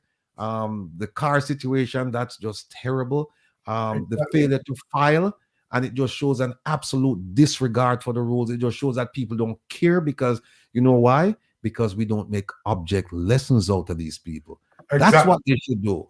Exactly. And then also, I am curious now, because this thing 2017 established, the law passed, 2018 established, 2019 they're still complaining that they don't have enough people. And then we see where the Prime Minister's statutory declarations have not been verified for 2021 and 2022. Yes. I would like to know what happened before that. I would like, because it would seem to me that if there's something wrong in 2020, 2021 and 2022, then something must have been wrong before that. I would like, that's why I said they don't listen. I believe they have good people of good intention over there, but they have limited skills for the most part. They don't have an investigator. They don't have investigators, plural. They may have one or two, but they don't have investigators of your caliber, your wife's caliber, Herb's caliber. They don't, because I'm telling you, if they did, a lot of these people, a lot of these cases would be summed up. They would be before the court, and people would be in prison. So definitely, I'll yield to somebody else now. All right, thank you, Ratty.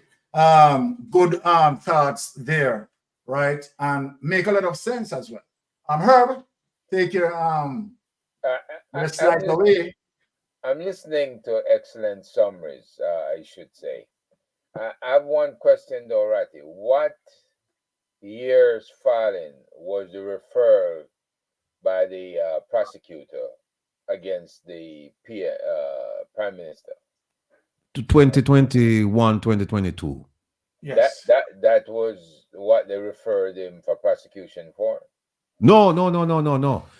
They referred him for prosecution for Westcon. Which happened when, when he was Minister of Education. Huh? What year was that? That was 20. That was, I think that was 20. That was 17. No, Westcon go all the way back. Western go all the way back. Yeah, and that's one of the reasons. Herb. 06, and if 05 or something like that. Yeah, but Herb, if you recall, that's one of the reasons why the corruption prosecutor said that first of all, they gave him 2 bites at the apple. We don't do that. And I'm talking about the FBI now. We wouldn't do that. You get 1 chance. They interviewed him. He said some things. They interviewed a lot of people and then went back to him and then he cleaned it up. We don't do that. You interview 1 time. He's the main subject, right? So you interview him last and you prepare for him and you say, it's only 1 time I'm going to go at this man. So they allowed him to come a 2nd time. Then the corruption prosecutor said, well, based on both interviews, she didn't think that she could prove the elements of the crime. And then for the other people, she said, I do have evidence that a crime was committed, but because of abuse of process, which is basically saying statute of limitations. But we know that there is no statute of limitations for corruption in Jamaica. So this is the end round where they said abuse of process. And I'm saying you don't make that argument as a prosecutor. You let the defense make that argument. Exactly. That's why the people of Jamaica pay you. Exactly. They pay you for prosecute, not to defend. So and the DPP ignored that one as well. But she had the power to pull it in, correct? Who's that? The DPP. Oh yeah, the DPP under the Constitution. Under the Constitution, the DPP can start a criminal case, can terminate a criminal case, and can take over a criminal case. So it doesn't matter whether it's the corruption prosecutor or some other prosecutor, clerk of the court, whatever. She can walk in, she or he can walk in and say, listen, before judgment, can't do it after judgment. Can do it before a jury verdict or a bench verdict, and just say, look, I'm taking over this case and I'm dismissing this case, and that's it. And there's nothing anyone can do in Jamaica. Nothing. I think it's section 93 or 94, something like that. I just wanted to clarify those things before I make some general comments, because everybody has been specific so far. Yes. One of my jobs in the military was I worked at a 3-star level and a couple of 2-star levels. And the job entailed staff assistance visits. So when I go in and I'm looking inside a particular command and I'm looking for the things that are preventative, right? to avoid the kind of embarrassment that you find that the Integrity Commission is coming up with. I'm looking for clear written communications and the commander's expectations. Missing clarity. The organization may not have effectively communicated the importance of filing statutory reports, right? Or the importance and consequences of non-compliance. Is it posted on a bulletin board anywhere? Is it on their computer?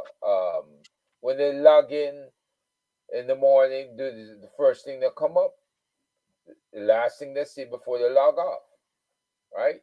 When they go for lunch, does it come up on the screen telling them the importance, right? Staff members might not fully understand their responsibilities regarding reporting, and it leads to oversight, right?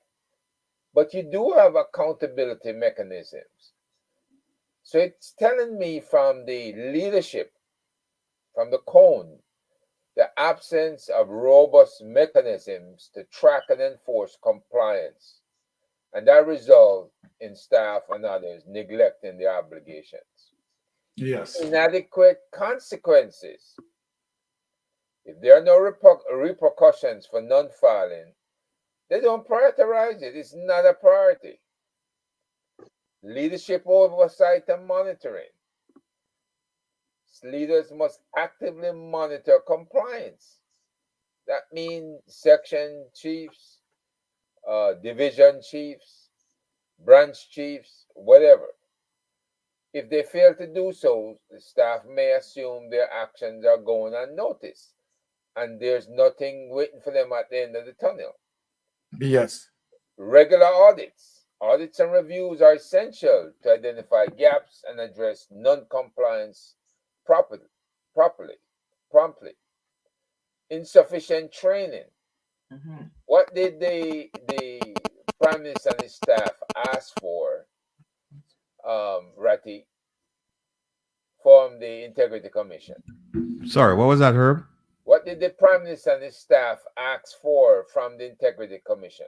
Oh, they asked for anti-corruption training, and right, they asked for anti-corruption training, and the training was provided not only to the cabinet but also to the opposition. And there's some the principles, core principles for governance, and like accountability and selflessness and integrity and honesty. And to date, they have not signed that document. The opposition, everyone has signed it on the opposition side, but the government has not signed it. Now, here's what's interesting. The Honorable Kamina Johnson-Smith, Minister of Foreign Affairs and Foreign Trade, she applied for the job of Secretary General for the Commonwealth. If she had gotten that job, she would have to sign those same principles. Yes. So she would sign them to become the Secretary General of the Commonwealth, but she won't sign him to be a government minister or to continue being. I don't understand this. I don't understand. It's crazy. Yeah, it is crazy. Now, it's crazy. The fact that you can go in and do an inspection or you do a review. I hate the word inspection because people cower when they hear the word inspection. But if you're there for assistance, right? You're looking for these things, right? That they have been trained properly. They sign the training attendance roster, and they sign that also concurrently that they understand their role and their legal obligations. And the continuous learning is where you keep posting reminders all over the place of business so that they can be reminded. Exactly. Develop that culture of compliance. Organizational cultures is what erases a lot of this at KSAC or KSAMC, right? And the fact that the leadership leads by example, and we see certain cases here where it was the CEOs themselves just ignored stuff as if it never mattered, never existed. Right? Well, Herb, sorry to No problem. I'm good. interject there. Just on the basis of what you're saying. The culture that is taking place at the KSAMC, where those people feel that they don't need to fight anything. If you notice, it is the same behavior the Prime Minister is taking. Yeah. It's the same sort of behavior the Prime Minister is taking. Right? And so then, why would they want to have the zeal to go and do the right thing when the person who is at the helm is not doing the right thing? And this is the fundamental issue here, right? Because obviously, I am going to present the next case where obviously the Prime Minister lied. I am not asking the Prime Minister if he lied on his statutory declaration. The Prime Minister definitely lied on his statutory declaration. And I'm going to prove it tonight. Tonight is the night that I'm going to prove that and show it clear that the Prime Minister definitely lied on the statutory declaration. And yet, there's an established SOP, an established law that if you lied on a statutory declaration, it comes with penalty and possible imprisonment. The thing what I noticed, and I'm going to take parallel with Ara as it relates to the sort of tardiness within the space of the investigation. Ara said something as it relates to, you understand, it seems like the investigators are just dragging.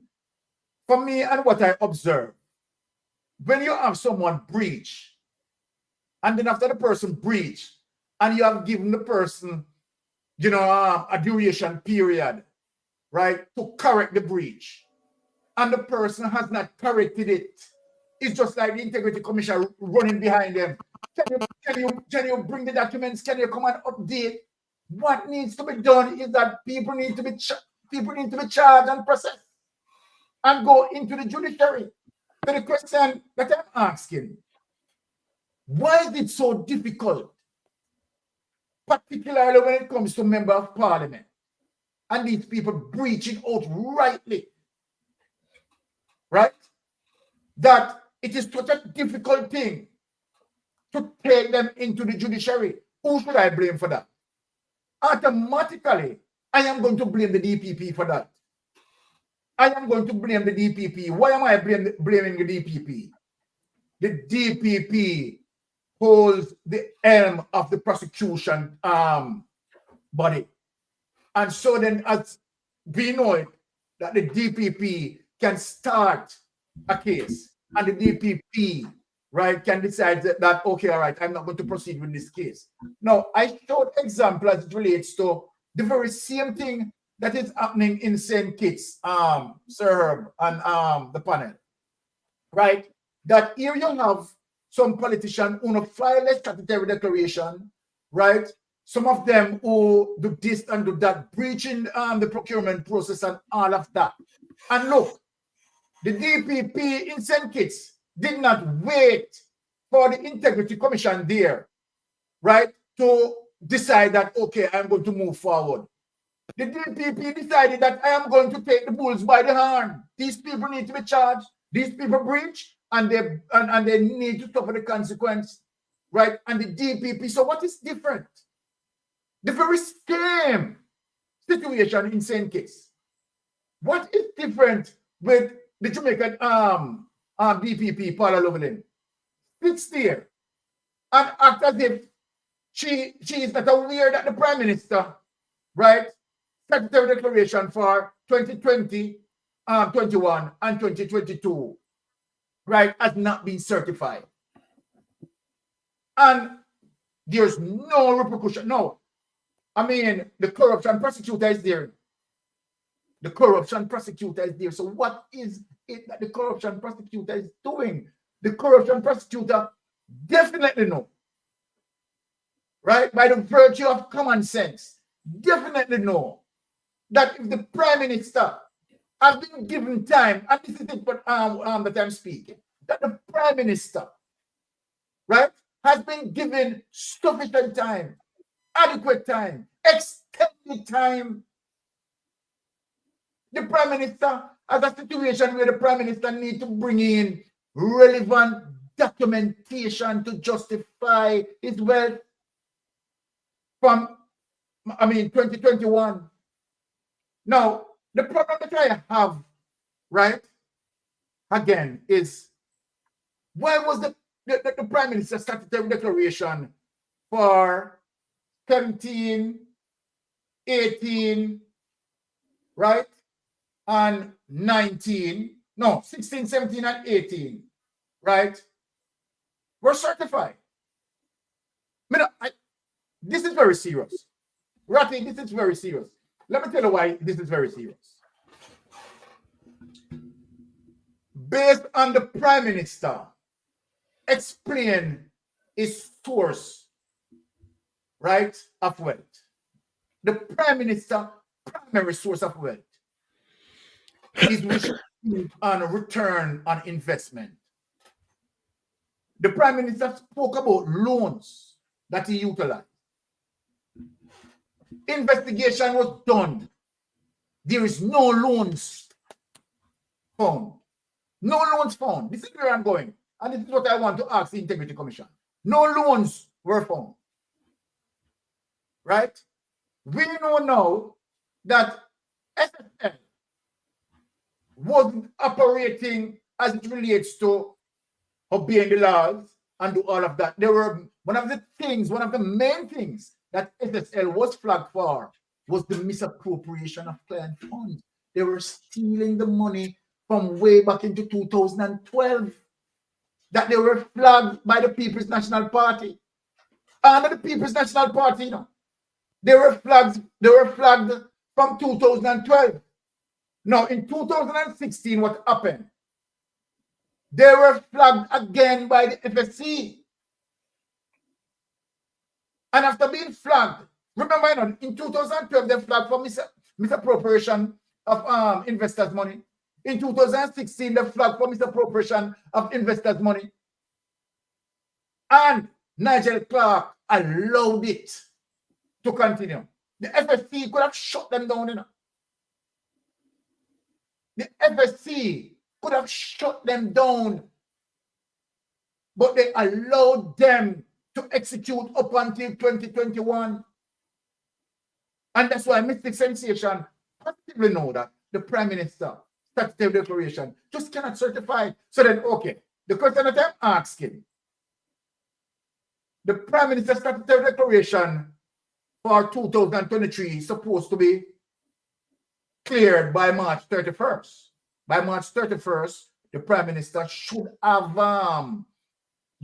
put in his statutory declaration. Is it that right, Ratty? March 31st. Absolutely correct. Yes. Okay.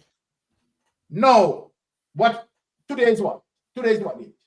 April 26. April 26. Let us look at the people. April 26. Right? Are we going to have another situation where the Prime Minister, right, 2023 statutory declaration cannot be certified? So you're going to have 2021 cannot be certified, 2022 cannot be certified, and 2023 cannot be certified. At this point, do we want to give the Prime Minister extension to find which documents? If the Prime Minister, bring up this. Okay, so if the Prime Minister cannot, the documents that bless up, Sister Maria, how are you doing? I'm good. How are you? Yeah, man, I'm Sir fine. Rafi, Sir Herb, Aromatic, Tara, Yes. Anne-Marie, what's going on? Blessings and I had a long day. And I took an allergy pill because I do have seasonal allergies. Yes. So I've not been myself this evening. So if anything, I know you do a show during the week, so we can touch base in the week. But I'm going to be doing that. Okay. Because the pill has me away. We'll talk. All right. All right. Sounds good. Yeah. So let me come on and tell you that. Blessings and bet. respect. Yeah, man. Cool. Thanks. All right. All right. Cool. All right. Now, so I am saying, as a result of that, where you have the Prime Minister failed, right, to bring the requisite documents, right, for 2021 and 2022, why we expect that he's going to do it for 2023. Right? He can't find it. But God, he knows how long we have given him the time. But you know why? Let us go down in a few other clips and let us show people why the Prime Minister will never, I am telling the Prime Minister that the Prime Minister will never ever able to justify his wealth. Now, anyone on the panel has anything to say before I move on? Yeah, let me ask you one thing, because I don't know how long it normally take the Integrity Commission to release when somebody file, because it's almost a month now later, because it was from March the 1st and today are the 26th. So we're almost at a month. So how long does it take them to release that Dick Tom or John Brown do their filing? Because we only they speculate now, you know what I mean? Yeah, very good question. Yeah. No, Arrow. What yes. they do is they don't tell you who filed. Yes. They tell you who didn't file after a certain period of time, and they're bringing action against the person. So if they're not bringing any action and the person didn't file, if the person didn't file and they're not bringing action, you won't know. You'll only know like what Byron just said and Anna-Marie just said, where the persons were required to provide information, or persons didn't. Persons were required to provide information and they didn't do it within the time period, or persons just didn't file, period. Those you will hear about. But remember, there's a gag order. So if it's under investigation, you'll never know about it. Yes. But let me just say one thing here. Under Section 42, it says that where upon examination of a statutory declaration, the Director of Information and Complaints is of the opinion that further information is required. Further information is required in respect of the statutory declaration. He may, by notice in writing, request the declarant to submit such other information at such time as may be specified in the notice, and the declarant shall submit such information within the specified period. What this means in layman's language is that, look, if there's a problem, the Integrity Commission will say, Arrow, we have some problems here with your filing. We need some more information for you, to justify what you're putting on paper. And then they'll say, you have 30 days to do it. And then you do it. So that brings to, that begs the question, why is it that you're still asking the Prime Minister for information on a 2021 filing? That makes no sense. Absolutely no sense. All right, I want to say something quickly, because I think it's Arrow who had brought it up about the Integrity Commission. And depending on the lens that you're looking through, you might want to think that the Integrity Committee need an Integrity Committee for itself. You understand what I'm saying? So that is where we're heading. Now, if you see somebody have a pattern, 2021, don't do it. Wouldn't you, if you are functioning effectively, try to put something in place to mitigate against it happening again? So we have to look at it from that angle and see if we can figure out where the compromise is, or where the lack thereof certain things that are supposed to be in place, to give some people excuse. And where I'm sitting, don't think any of this is accidental. I think it is strategically done.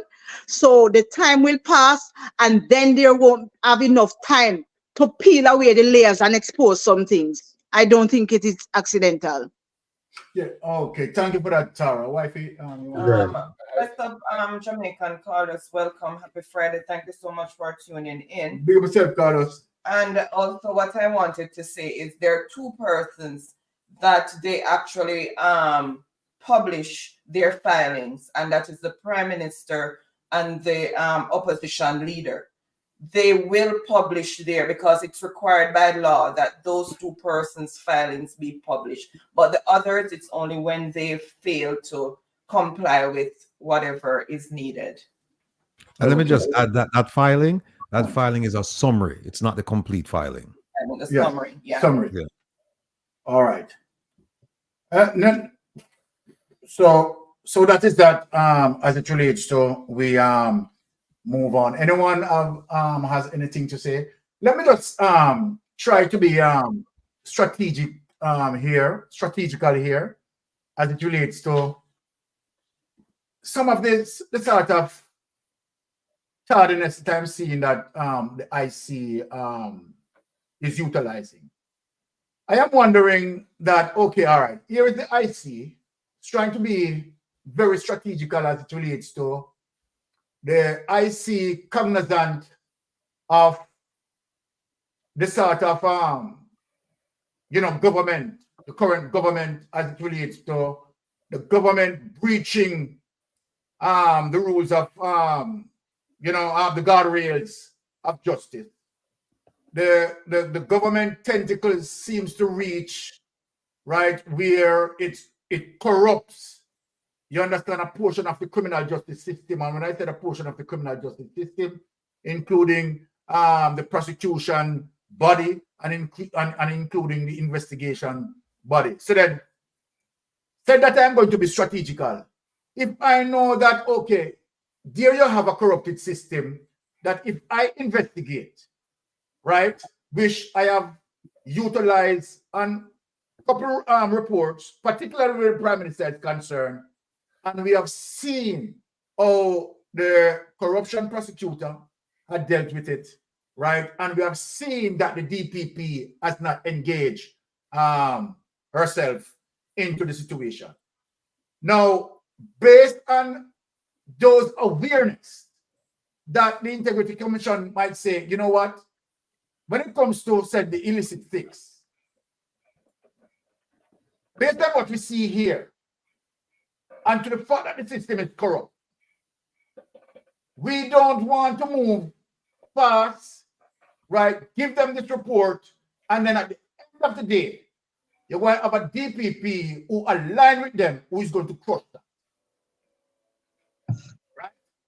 I am looking from that perspective, that the Integrity Commission might be meticulous in their approach, in saying, you know what, the DPP is not going to support us, right? We have made an attempt, right, to prosecute the Prime Minister, right, as it relates to the timeline investigation between 2007 to 2009, and we have seen the outcome, right? That the corruption prosecutor, you understand, utilized statute of limitation. And we have seen where the DPP silent. So guess what? These people are not in our corner.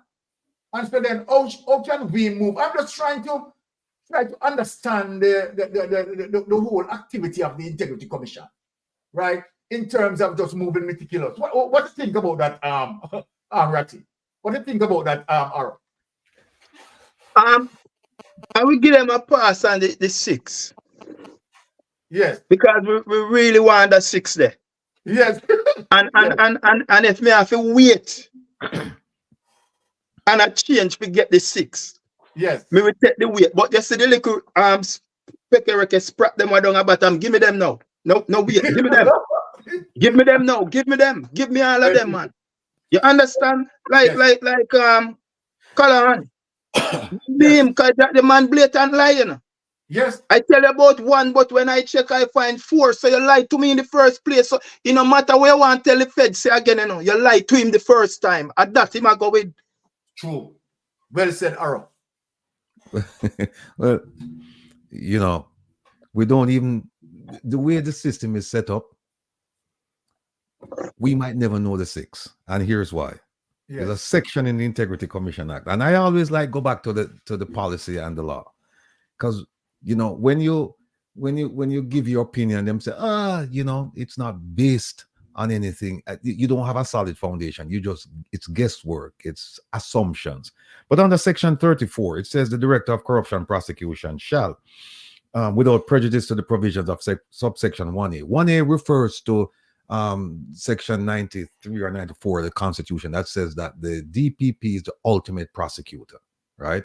So it says, without prejudicing that section, the Direction of Corruption prosecutor may, acting on his own volition or upon the request of the commission, request an opinion from the DPP as to whether or not to initiate criminal proceedings in respect of any matter that has been referred to him under this act or any other enactment or on a point of law. You know what that means?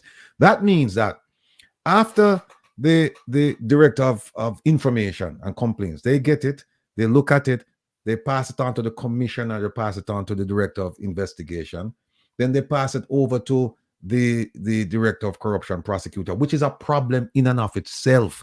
They should be like this, hand in glove. Yes. You can't have them working over here, sending it over here. What you need to do is you need to have them working on it so that the prosecutor can say, listen, in order for me to successfully prove this case, here are the elements I'm going to have to satisfy in court. So I need you to go out and get the following things. You don't have the guy or the girl doing investigation in the company running all over the place. Then they bring it, and then the prosecutor said, I'm going to decline to prosecute. But be that as it may, let's say that it's a tight investigation and it goes to the corruption prosecutor now. The corruption prosecutor, on her own volition, she don't need nobody to tell her this. She can walk it over to the DPP and say, listen, I need you to make a judgment call on this. And the DPP, in her wisdom or lack thereof, and say, you know what? We're not going to prosecute this. And guess what happened? You'll never hear about it. You'll never hear about it. Exactly. So think about, that's where they get around. That's one way they get around the system. They just take it over there. No, something hit me the other day.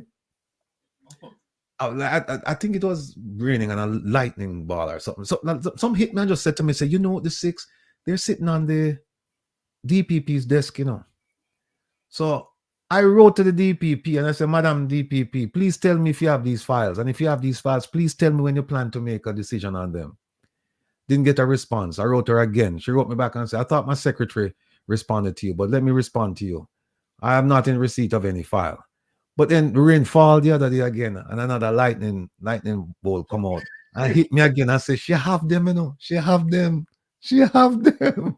So I have her on record telling me that she don't have them. But you know what? A day will come when it will be revealed that those files sat on her desk. You hear me, Mystic? A day will come when it will be revealed that those files sat on her desk while she was DPP. And I'm going to pull out that email and show her. You know, you saying that, Ratty, let me just ask a follow-up question. Knowing to the fact that, because we can't just give this DPP just ultimate power, right? To, you know, some amendment to the law there needs to be done. Because you what happened, Ratty? If you give the DPP ultimate power to start a case and to dismiss a case, right? Wouldn't it has to be on a particular merit? Wouldn't I think that law has to be amended? Because guess what? You have to have, as it relates to certain performance, right? As it relates to your job responsibility, at what point in terms of your decision making, I can hold you accountable? Well, here's the thing. Sorry to interrupt, but here's the thing. Yes. The DPP, there's a procedure in the Constitution that calls for the removal of the DPP. The only person that can remove the DPP from or fire the DPP, in this case, the court got rid of her because they're saying you satisfy you want extension and so you're out. But the only person who can do that based on performance is the Governor General. That procedure. Well, here's the thing. But here's the thing what we do around here. Here's the thing what we do around here, Mystic. Even though we know it not happening, just for the record. Exactly. We do. So Herb Nelson, you see him sitting down there. He sent out a letter this week to the Prime Minister. What the letter says, listen, Mr. Prime Minister, the DPP, based on her statement to Nationwide Radio, based on the law Manley versus the Gleaner, based on the transcript coming out of the judge's chambers regarding the Vibes cartel case, based on the Constitution, we believe that she should be removed, and therefore we're asking you to recommend to the Governor General to impanel a tribunal and have them look at this evidence and decide whether to remove her. This next week, we will be sending complaints to the GLC, the General Legal Counsel, for disciplinary action because they can't remove her. The only person who can remove her if she's properly seated in office, not like, oh, this one was improperly there. If she's properly seated in office, the only person who can remove her is the Governor General. But here's another end round again. The GLC can discipline her to the point where she's ineffective and they have to remove her. So, for example, if the GLC says, listen, we're going to suspend your license, then she can't be a DPP. Exactly. You can't be a DPP. If they suspend your license, you can't be a DPP. So essentially, they have removed you. Exactly. So, but this whole, I agree with you 100%, my brother. This whole commission and beyond the echo too. This Integrity Commission Act of 2017 is just riddled with all kinds of problems. Riddled with problems. You know, and so we have to really sit down and decide that, look, we are going to make changes to this act because the way it's written right now, people can go around it with ease. They can go around it. The gag order is a joke because you hear them say, oh, you know, you can't. And by the way, people, the gag order is that section, section 53, section 3, right? No, that gag order, it's been there since the act was passed in 2017. So it's not something it's not something new. But here's the problem with the gag order. The gag order, some people seem to think that you cannot say anything about the case until it is tabled and then it's passed on to the public. That is not a literal reading of the statute. A literal reading of the statute says if the matter is under investigation, then nobody can talk about it. But once it's over, once you give it to the corruption prosecutor, whatever she does with it, or in fact, once the director of investigation submits his report to the commission, you can talk about it, but people are afraid. And I'm saying, test the limits of the law. Test it. No, maybe I'm testing it maybe because we live far away and we can't do whatever I want. I'm not afraid of them. But I'm willing to test it day in, day out. See, Herb, there, we have a group of 9 people and we meet almost daily. And these are the things we look at and say, how can we make this better for the true administration of justice in Jamaica? Exactly. These are the things we talk about. Exactly. Right. Wonderful contribution. I realize that I don't want to beat this to death, but the fact that the PM can ensure his people knows what the rules of the road are, I believe the Integrity Commissioner needs to embark on an education program where every organization in government needs to appoint a legal training officer. And that legal training officer is held responsible for everything that happens or fails to happen in that organization, in addition to the CEO or whoever the director is, right? Because you have to have somebody that you can hold their feet to the fire. And if that legal officer knows that they are at risk, then they'll take the proper action to educate all the people. And then the hiding and shirking of responsibilities go out the door at that point. Exactly. You know? Exactly. All right. I'm looking at yes. I'm looking at a headline here since we're on the DPP, and it's saying that Jamaica to pay legal fees for Vibes Cartel and co-accused for Privy Council appeal, and this was sanctioned by so-called King Charles.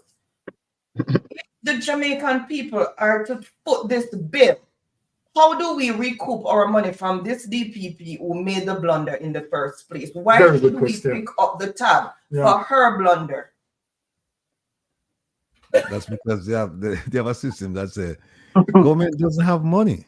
Government does not have money. It's taxpayer funded. But what I'm saying, she should be the one, and all involved should be the one to pay this bill. What does the people of Jamaica have to do with her blundering? Well, You know what? Somebody will say that it's some legal scholars will say that it's an error in judgment, and therefore, there's nothing requiring the DPP making an error in judgment to personally absorb the cost of litigation. Yeah. But there's a problem when you sit down in the judge's chambers and the judge said, "Look, the one of the jurors try bribe the whole jury, and there's a taint here. What do we do?" And then when the DPP says, "No, let's move on with the case," and then she make the man sit down upon the jury, and after them render them verdict, them arrest the man. I say no, we should have locked up the DPP because it was her responsibility. Once she heard this, she said, "No, he can't sit there. We have to arrest him." No, but she make the man sit down upon. These are the follies and the foolishness that we and now we the have to taxpayers contend will with. have to bear the burden of paying. And it should not be, because she knew and she deliberately put it through. Exactly. Well, not only that, but her confession that it wasn't the first time that she's done it before. It's crazy. So now, what the order should have been from Ministry of Justice, what Delroy Chuck should be concerned about is who are the people affected by her actions.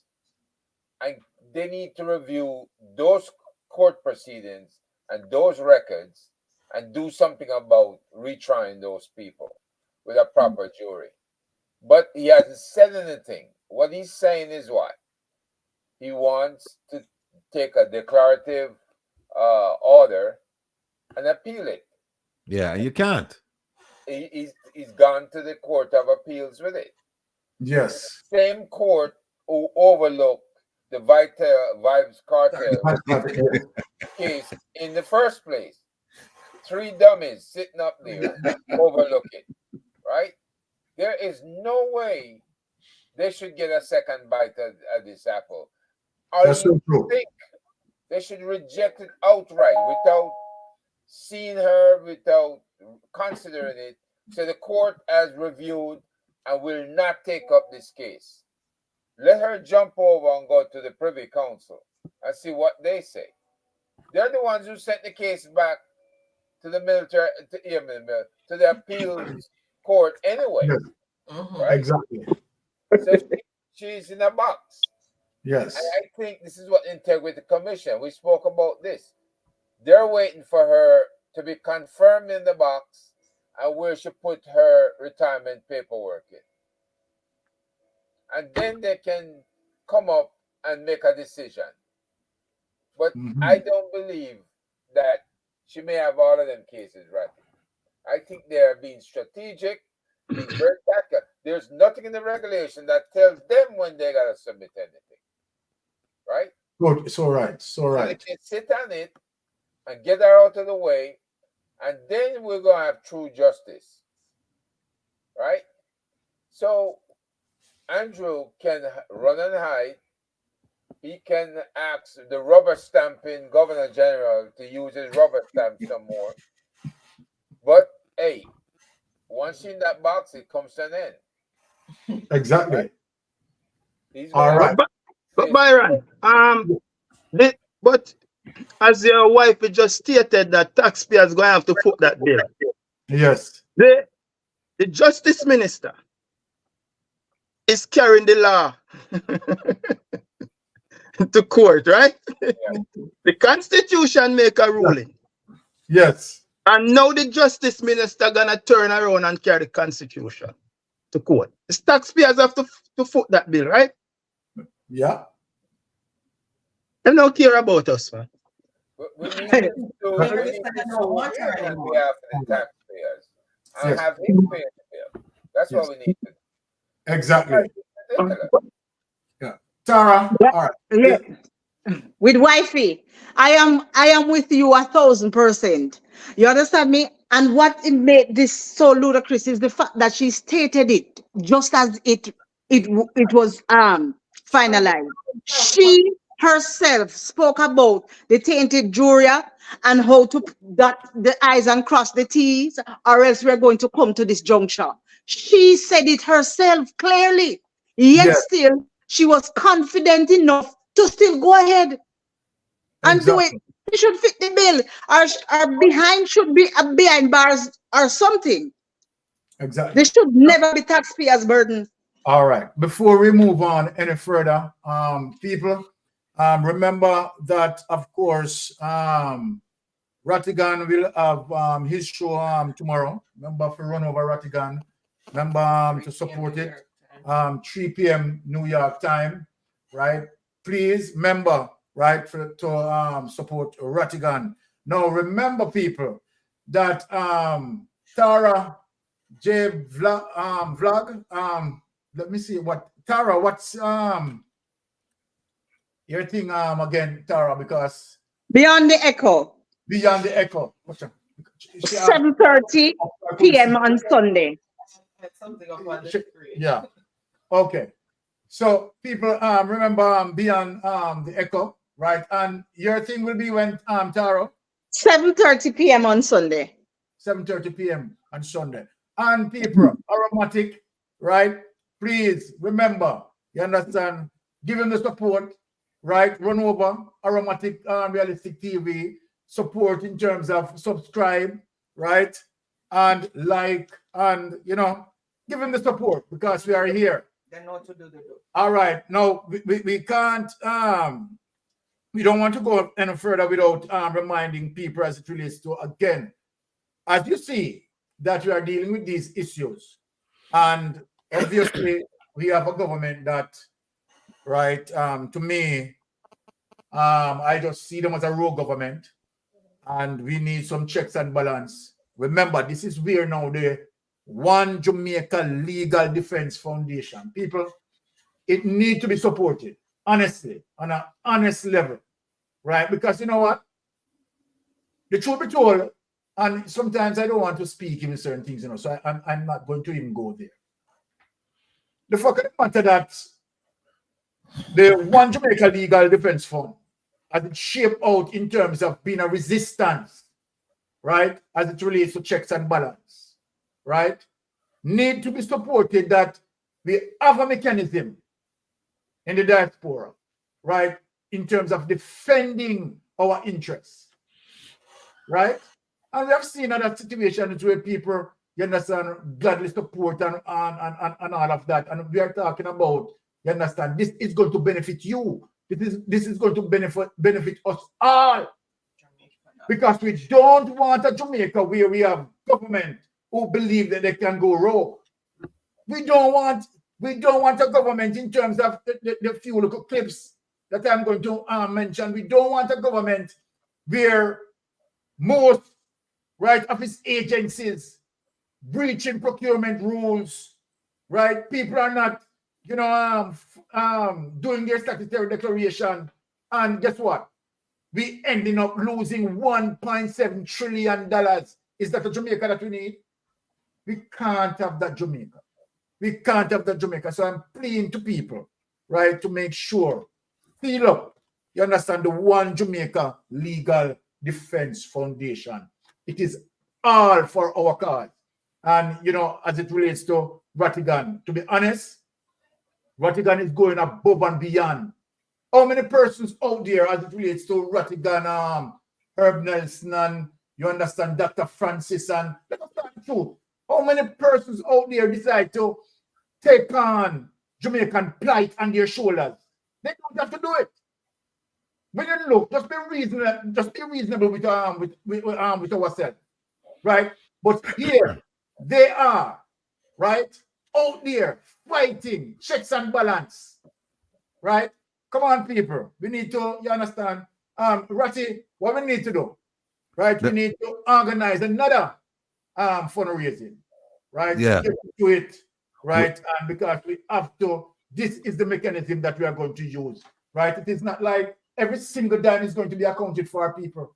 Every cent is going to be accounted for, right? So, I mean, let us realize, you understand, the foundation that we want to build as it relates to a better and brighter Jamaica, right? Yes, right.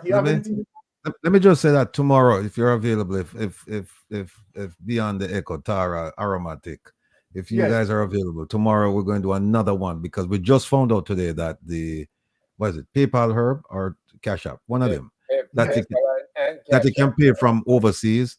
They can contribute from overseas, that it's not working. So we're going to have another one tomorrow. And we're going to keep having them until we get, we have a nice treasure chest that we can go after the corrupt politicians. Let me just tell people that the purpose of the One Jamaica Legal Defense Foundation is to hold government accountable. Governments, it doesn't matter who's in charge, which party. And we do so through lawsuits, and we have 2 pending lawsuits.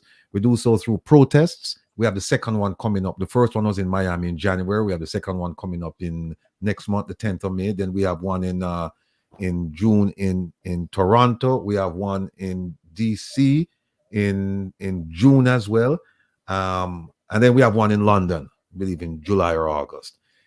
We also do background investigations. Herb is responsible for that. He's got a whole bunch of documents and files on a whole bunch of people. They're not sleeping well now because one of them is what, 80-something pages, you say, Herb, and the other one is I don't remember. One is 80-something, 87 pages, and the other one is only about 49. And we have one that we're working on. We won't call the name of this person, but I've been told that this is very, very serious. These guys are doing some deep diving, and they're coming up with a lot of stuff that people are going to find remarkable. We're also going to be doing approaching donor organizations and donor countries to let them know what's going on with the funds that Jamaica has received, and we can't account for it. And then the last thing is that we're going to go talk to our legislators regarding the Magnitsky Act, where we can hold government officials responsible for kleptocracy, stealing from the public, stealing public funds, corruption, using their public office for private gain, as well as human rights abuse.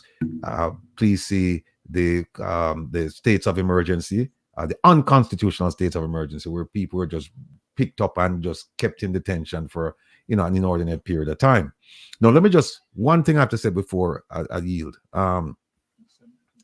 Sell some merchants, right? Yeah, we're working on that. We're not even in a year old yet, so, but that's a good idea, and we're working on it. Let me just say that we understand the plight of the Jamaican taxpayers. Most Jamaicans go to bed with an empty, most of them going to bed tonight with an empty stomach, or a stomach full of empty calories, junk food, right? Improper diet. And that's why we have all kinds of medical issues. And we grieve about that. And we talk about the monies that will be paid from taxpayers' funds to my good friend ISAT and others for representing the 4 defendants. But similarly, and you talk about the 1.7 trillion, but I'd like to bring something to the public's attention very quickly. During COVID, Jamaica received approximately $750 million in loans from the World Bank, IMF, and IDB. Loans, not grants. And those loans came to satisfy 2 communities: the business community to keep the economy afloat, and poor people, at-risk communities. For the at-risk communities, like our people, like people who live right, like behind me, the government said, well, you have to have access to internet, you have to have a computer, you have to have a bank account, you have to have this, you have to have that. Most of them people don't have that. Some of them people don't even have light, right? And we have not received proper accounting for the $750 million. But guess what happened? Guess what happened? Remember, it's not a grant, it's a loan. So the same people them who's supposed to get the money, who never get the money, them and them ginger ration going to go pay it back. Viciousness. No, that's not wicked. I don't know what is wicked. Exactly. It is not wicked. I don't know what is wicked. But out of that, in a ratty, one man misspent $400 million, Yes. One man misspent $400 million, brother. It's serious. It's serious. Tara, anything to say before we move? Listen, I can only pray that we find some sort of solution. But before we get to that point, many people have to move from the position they're at. And if the head of the stream stay like that, we're not going to experience anything different from down in the bottom. Well, look simple as that. Look what we have to have for now as it relates to the head of the stream, because we are going out to the head of the stream. You know how we work. Let us lift up the next clip, right? And get into the meat of the matter. Okay. Right. Speaker table, legal opinions. Okay. All right. So we're just gonna do just those 6. Yes. Yes. By the way, I wanted to say I was trying to get something in the comments, and I shared it in the private chat. Yes. Switch some of that over to the comments. That would be good. Okay, I'll try and do that. Okay. Okay. Yeah, we will get that done, Herb. Thanks. All right. Now, joining us for a quick discussion on the latest development is Executive Director of Jamaicans for Justice, JFJ, Michael Jackson. Ms. Jackson, thanks for joining us. Good evening. Thank you so much for having me. All right. First up, what is your reaction to the legal opinions of the Solicitor General and the Auditor General on how reports from the Integrity Commission are to be treated in Parliament?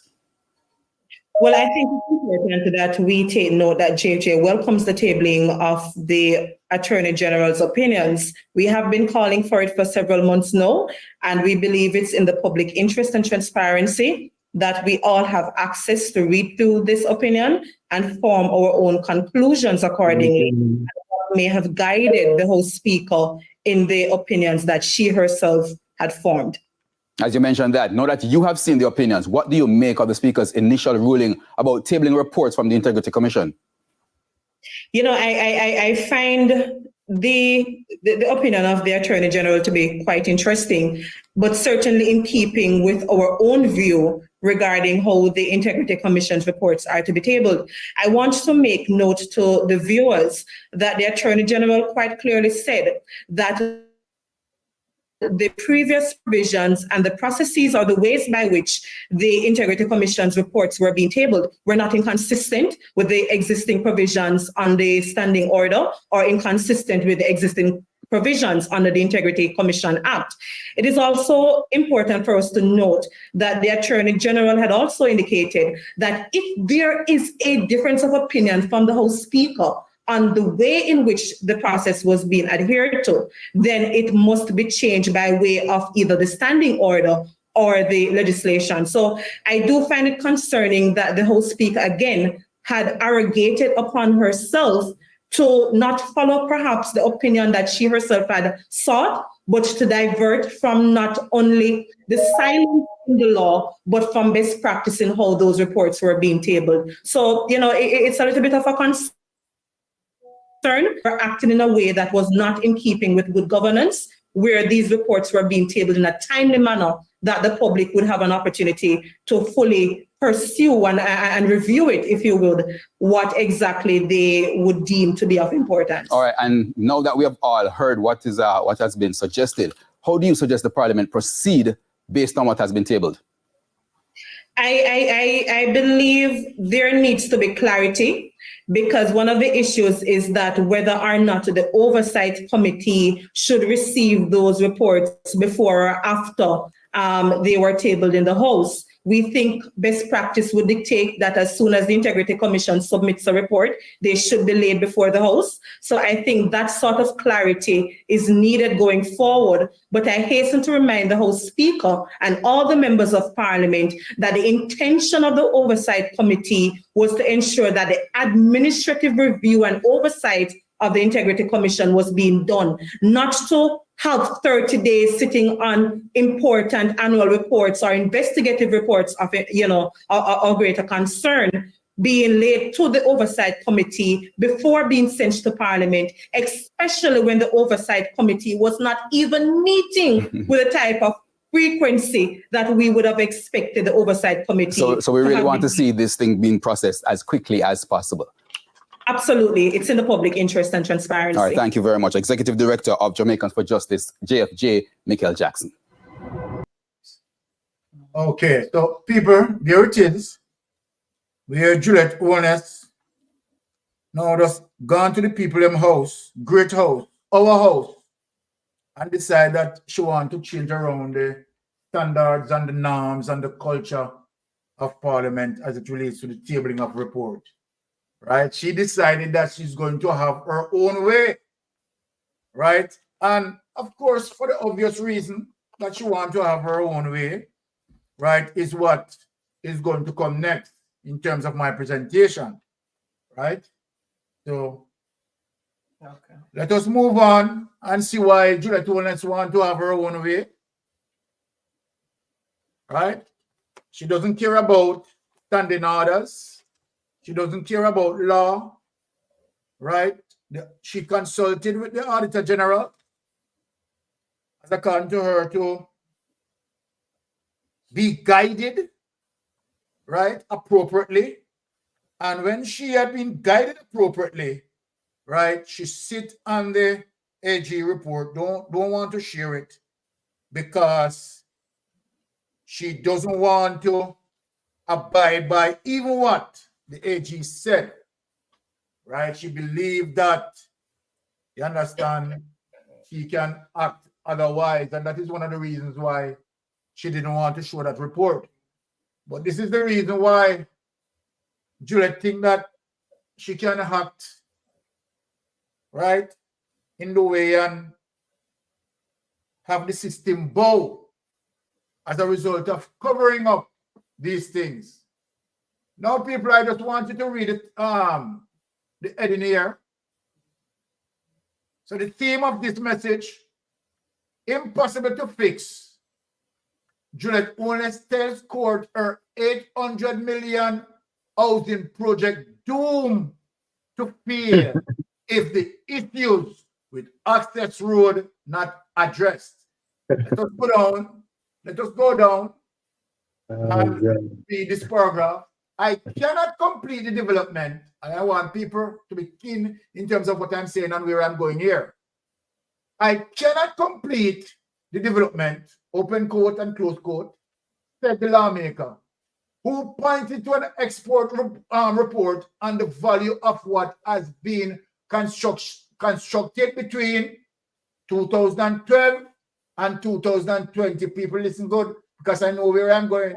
By JAJ Development Holdings Limited, in which she is a director and majority shareholder. All right. JAJ is suing Charlie Ashley, the owner of Lot 21A lease flat, where it is, right, for the title of the land, a piece of which it bought in 2012 for 22 million. May I stop it right here? So I'm going to write down, I am going to write down the 22 million. So people take note, right? A piece of which it bought in 2012, 22 million. Payment includes giving actually one of the apartments from the complex J&J portion is lot 21B or lot 2. So as it relates to paying for the land, So we are not going to mix it up, right? But I want people to pay attention. Let me go back up here. Let I go back, right? The 800 million housing project. I want to take that away. I just want the people them to note the 800 million housing project. All right. Let us get into the statutory declaration summary of the Prime Minister. 2018, 19, and 20. The summary. Bring up the summary. People, bear in mind the $800 million development. At the time when she started, that project was something like $37 million, right? But 22. I thought you were still talking. Yes. Which one you want? 2018? No, this one. Andrew Holness, statutory declaration. I don't want to go back into that. Oh, okay. That document is coming up. Just want to show. Let's get into Andrew Holness statutory declaration.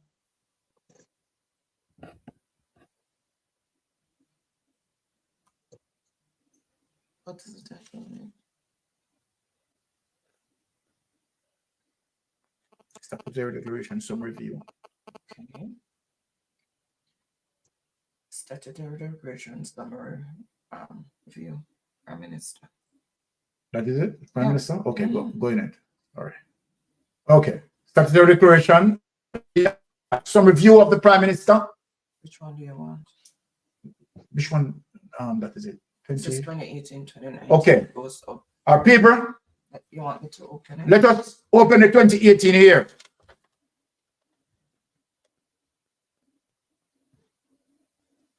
And I'm glad that we have, you know, great minds on the program to think with me. Now, let me explain this to people. Right? Which you can see that there are three categories as it relates to the filing process. Statutory declaration of the Prime Minister. Three categories that are under focus: income, assets, and liabilities. So I want people to understand. So under income, we have the Prime Minister and his wife, because they filed together. This is the completion of the total for the year, $15,095,055.57. Security and income, zero. Other income, $474,421.84. Now, let us leave from salary and go to assets. So assets, saving account, Jamaican dollars, $1,163,244.47. Current accounts, Jamaican dollars, $16,338,970.46. Securities, $10 million for securities, $10,642,000, right, 81.92. Real estate, $7 million, 2019, right? Real estate, $7 million. Other personal property, Jamaican dollars, zero. Real estate mortgages, receivables, and business investment. So then let us look on the business investment of $125,674,523. Right? Now, let us talk about the house that Juliet Owness talk about as it relates to the assets, because the house is an asset, right? And where she had started out to say, okay, all right, I started with it at 47 million. What she's now telling the court, between that period and now, as it relates to that date, right? The house in value appreciated. I want people to understand that. The appreciation in value of the property, which supposed to reflect in this. People, I want you to look in. The total income, let us go back over here under the line of salary. Total income, $15,569,477.41. Let us look at the total assets. Total assets, $161,254,055.89. And liabilities, $22,218,182.61. People mark 19, right? 161 million. I want people to take note. All right, take that away and let us go to the 2019. I am going to catch Andrew Owness tonight. Take it away. Let us get into the 2019. I want the people, I want the entire world to see what I am doing here. Let us get into the 2019. Hear that. bear in mind, people, that she have this woman into court over land and stated to the court the current market value, to be 800 million. People, bear that in mind. The current market value. If you are going to declare any particular asset, you have to declare it under the current market value. Bear that in mind, people. Now look, people, let us go back on the salary again. Right, this is 2019, salary no change. Between both of them, they filed together $15 million, $347,289.42. Right? So it's a new year and the collective salary not add up. Okay. Now, total income, $18,094,620.31. Let us go back up here. Savings account, $4,396,507.64. Current account, Jamaican, $3,903,381.24. Securities, $11,787,619.66. Real estate has not been improved. Still $7 million. All right. Now, let us go on a business investment. You see an improvement of the business investment, roughly about 4,000 and something. The previous 2018 was 125,000 something, right? Now, 2019, we see the business investment, right? Increased to 130,859,673, resulted into total assets of 157,947,181.54 cents. Let us take that away, right? Total liabilities, 15,845, right? 23.71 cents, which means a reduction of roughly about 4 million and odd, as it relates to reducing their liabilities. Remember, the previous liabilities was 22? 22. So this is about 6 million something in difference. Okay, take it away and let us go to the 21, right? Because we are getting into this. And when I tell people that Andrew Warner's statutory declaration cannot be certified under no circumstances, let us get to the 2021 and show the people what we are dealing with here with Andrew Warner's.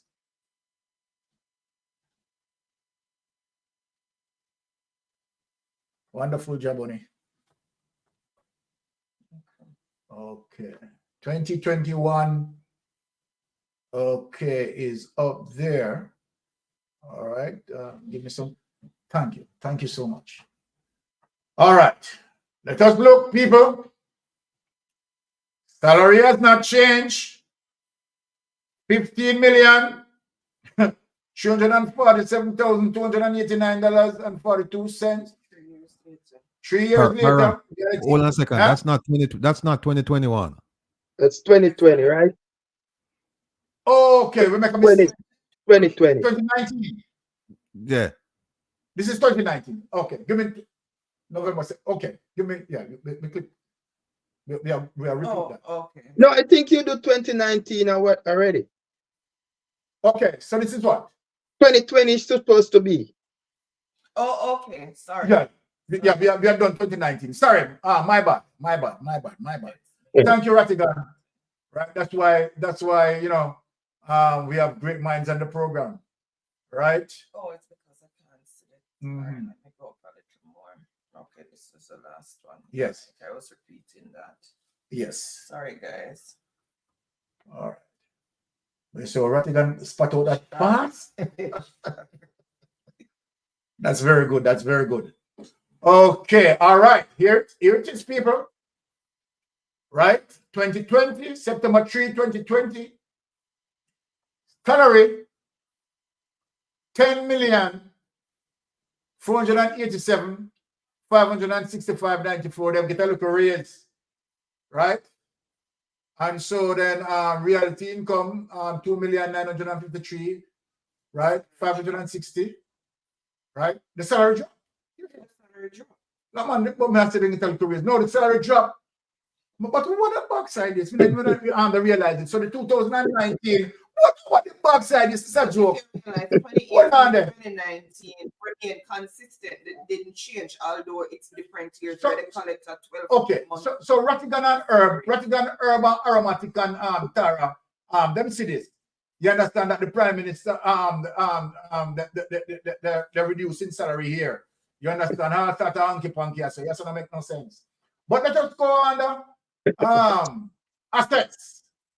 11,836,000. I have to laugh. God no. 935.70, right? Let us go quickly into real estate business investment. So the business investment now reduced by a couple $100,000, but couple $1,000, maybe about $88,000 based on my rough estimate. So it is $129,773,412. Leaving with a total assets, Jamaica, 172,506,000. Okay. Now, take away that. Let me go to the panel.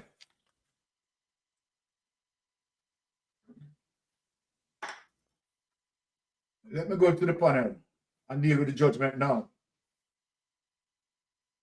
So then, panel, we have seen where Juliet Owens has in court dealing with an issue where she told the judge that the market value is $800 million. We have not seen the market value improve between the period from 2012, you understand, to then, as it relates to that situation when she told the judge, right, $800 million.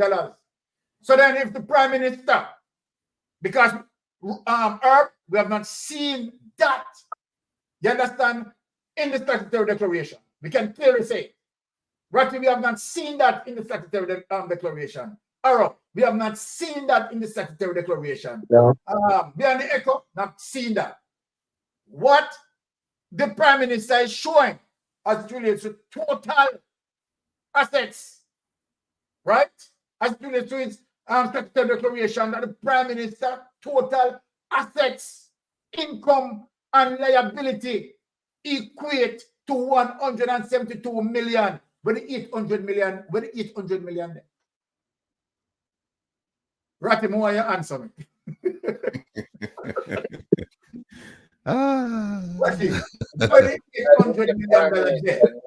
The Prime Minister needs a defense lawyer at this point.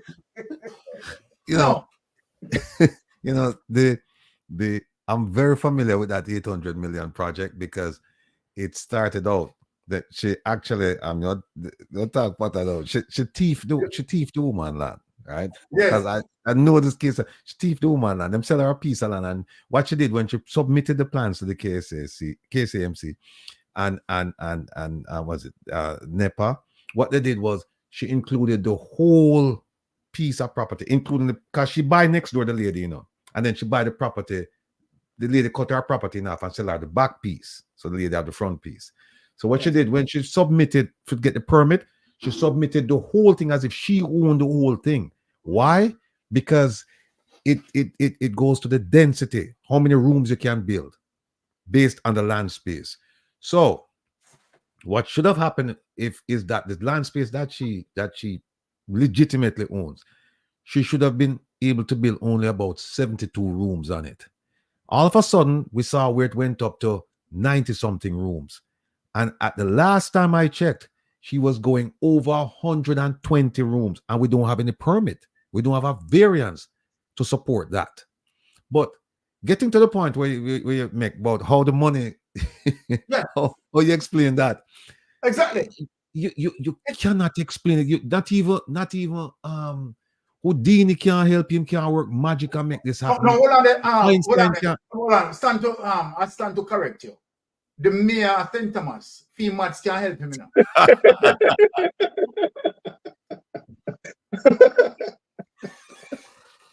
No, but here's the thing. Here's the thing. And that's why I tell you that there's something wrong with the Integrity Commission, because this is a false filing. Exactly. This is a false filing. No, here's what I suggest. And I did a tutorial on it. There's something called the ATI, Access to Information. And people, I'm telling you, if you're not familiar with it, get familiar with it, because you'd be surprised how much information you can get out of the government from using this ATI. Because this is the perfect case for the filing of an ATI. Exactly what you just did. You can write to ATI to get more information, but then you can also write to the Integrity Commission. You can write to the tax administrator. You can write to MOCA. And then what you do is you publicize it and say, listen, how did this happen? How is it that we have these public declarations of financial standing, but they don't comport with what we're hearing from these people's mouths? Are she going to go tell them, say, $800 million project shall work on it? Exactly. As she said. All of them seem to attack on themselves from the DPP right back. Everybody got up. Them say pressure bus pipe, you know. No, but seriously. No, Right? no. She Beyond the said, echo. Them no see it away. You know, them say pressure make diamond. So that them doesn't bust up the pipe. But Okay. So this is what are they? This stick, you catch Yes. them. You catch them. Well, I mean, That's Brother all we can Andy, say. You catch them. it's crazy. It's crazy. All right. Oh, by the way, that's not Yeah. the only project up at Lease Flats, you know. There's another one that's even bigger than this one. I'm being told, I have been told by people Yes. who live in the community that there's Yes. one at the entrance to Lease Flat that's bigger. Them say it's about twice the size of this one, right? She take all basement, because you know you can't turn basements into apartments in Jamaica, right? Below the ground. You can't turn it into, you can't sell it as, you use basements to host functions and for Yeah. storage. And when I look at the building plans, you can see balcony, you see bedrooms, you see bathrooms. She turned it in an apartment and I sell it. And so what we're doing now is that we're saying, no, KSA, and you know what? We're right to them, and they're holding out on the information. We have the information in, but we just want them to confirm it. And I hope that this KSAMC will give us the information, because what it clearly will show is that she's violated several building codes. And Yes. what them have to do, them have to knock down the building. And she gone 120, and there's still another building to put up, you know. And she gone 120 already. She'll build parking lot on the woman, on the people in property. Huh? She build parking lot on the people. Yeah, we have the business, we have the building plans, we have everything. What? We have everything. Yeah. We have everything. I'll share them with you. I'll send them to you. So Thank you. you can say, and not only that, they wrote to KSAMC, and they wrote also to the Prime Minister. And to date, crickets. Nothing. And that is, but again, now, Ratty, this is the reason why we talk about the One Jamaica Legal Defense Foundation. This is the reason, people, that we talk about it. Yes, Aaron, I know you want to take a slice out of the cake. Go ahead. First, let's go back to Rattigan. What Rattigan said. Yes. The lady sell her piece. Mm-hmm. Yes. So she get the approval to bill what she want bill. She tell lies, say the whole I place a fee. So fraud all over the thing already. So them Yes. people are not honest. They are very dishonest. Exactly. Aromatic. Let me stick up in right this up. You know how many agencies under the Prime Minister's Yes, man. Never. 19. And some of them agencies, they might get permits, you know. Yes, man. They might get permit. Yes, man. You can see the connection and the possible corruption and collusion and all of that. Yes, man. Right. Them have feather down at the KFC. Yeah, the Kingston and St. Andrew Municipal Corporation. Him lock off this. Yeah, man. You have NEPA out of the Prime Minister office. Yes. Them lock off this. You understand? So you reach a stage now. Remember, say it coming like the lady house never did it. Because all of a sudden you want to run up a road. Or eat a piece of the veranda like it, that the house never exists when you buy the place. You never know, so the lady house did it. Exactly. And after you build up now, you want to go use government badness, brute force, because take a piece of a lady, why lady can't build no more, you know. Our dream house. Yes. And you not build a dream house, you know, because remember, so you have one dream house up there, so one can get account for. And the lady one little dream house now, you want to go tear off your veranda and gone with it. Anyway, let me go back on something right here, so because you understand, some great mind is here this evening. And you know what a pleasure for me to be in this company. Blessings. So I know that Jah is real, man. Jah is real. Likewise. 2018. Yes. The Prime Minister. We have 161 million in asset and everything, right? Yes. That was 2018. And we see where 2019 it dropped to 157 million, right? That is correct. 2020, we see where the Prime Minister make an increase of 172. When was the COVID? COVID, man. COVID. Place lockdown, man. Place lockdown. Nothing now go on. But the Prime Minister make a jump. In COVID. In a COVID. In a COVID, reach 172. All right, you're easy now. Don't forget. We must forget. It was during COVID that he went and withdrew all his funds from SSL. You know, when everybody can't go outside, everybody is locked down. He managed to withdraw all them funds. This is right. This is crazy. This is crazy. The Prime Minister of the blueprint, you know, I don't know which one of you can get it, but the Prime Minister of the blueprint here. All right. Brother Herb, we're not leave you out of the cake, you know. What you have to say, Brother Herb? The summary that I saw was the Prime Minister was making the equivalent of $62,000 annually. Mm-hmm. And the expenses, the monies that he acquired in order to build his homes and buy 3 properties in Beverly Hills amounted to $11.5 million. Yes. Now put that in perspective. Exactly. And that they could not find, investigators could not find any mortgages or any loans that he claimed that he had gotten anywhere. Nowhere. So go figure. Right? But Herb, goes back to what I said earlier. Yeah. How did they certify his statutory declaration for 2016, 17, and 18? How did they do that? It should never have been certified. Unbelievable. It should never have been certified. But I think they started the certification process in 2017, right?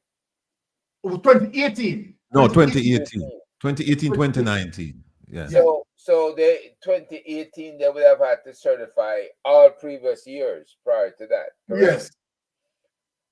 And I don't know how they did it. It doesn't make any sense. Trust me. Who was there before? Greg, who was there before Greg Christie? Well, because Greg Christie start like 2017, right? Yeah. Yeah, somewhere there. Contractor General. Oh, it was the Contractor General before. Yeah. Yes. So it was the Contractor General, them certified those 2016, 17, 18. It's the art of the corruption there. Right. Yeah. Right. The art of the corruption there. As it relates to the then right? Contractor General, if you understand, if they are the ones who certified the 2016, 17, and 18, those should never be certified, because reason being, as it relates to what he stated on his statutory declaration as it relates to mortgage. So then, in order for the Integrity Commission to certify that, did they do any verification? Right? In order to certify, because if you said, okay, all right, mortgage and blah, blah, blah, where is the receipt for that? Right? You need to show, right, receipt of that documentary proof. Because if you said that, okay, you have mortgage, right? You have mortgage at Nova Scotia, you have mortgage at, wherever you want to have mortgage, you have to bring confirmation. So how was that confirmed? That's my question. How was that confirmed? Right? Because we know that there is no mortgage found. So then, right? How did you, right, certify that? That cannot be certified because, there's no mortgage. There's no mortgage there. So that doesn't make any sense. That doesn't make any sense. And this is why now you find it there. This Integrity Commission, right, that activates 2018, right, is now saying that, look, we are seeing some variances here. There are clear variances. Because we know that, okay, your salary, right, is X. But the value of your assets, you understand, might be 4 or 5 times the ratio of your salary. Isn't that Herb? Yeah. That's because the problem. look, yeah. And that's a problem, because when you look at that, right, as it relates to what you call it, the evaluator who evaluated his house at Beverly Hills, that evaluation report is saying that the least his house value is $200 million. $200 million. Now, Andrew Honest, sorry. I think if me have money, I would have buy, because I think they said there must be 50 now. Them say must value about 50. Yeah, about 50. Them say house value million. Them are devalue the house, So if you is a good real estate man, you can go latch on that they know. Very right, because we know that our house that we are building in Jamaica, you understand, we're pretty near that, and yet our house not even finished. Like just straight line, man. Tell me now, say we are building, you understand, a 5 bedroom with 4.5 bathroom, right? That causes that, because we are the one who are doing it, right? Yeah. And Andrew's house, we carry about 15 bedroom, just for the 51 million. Think of 17. Think of 17 bedroom you have, funny man. Yeah. Yes, Carla, you're live on Mystic Sensation. Go ahead. Mr. Urel. Blessed you are. This subject when you talk about the loan at Scotia. Yes. There's a like a food place in Jamaica they call Scotches. Yes. If you're not careful, you look at the right hand of Scotches, it look like Scotia. Hey, you see, you're right. Probably you need to go check that. You need to go check out Scotches if that's on the road. Well, might be understood. Might be understood, you're right.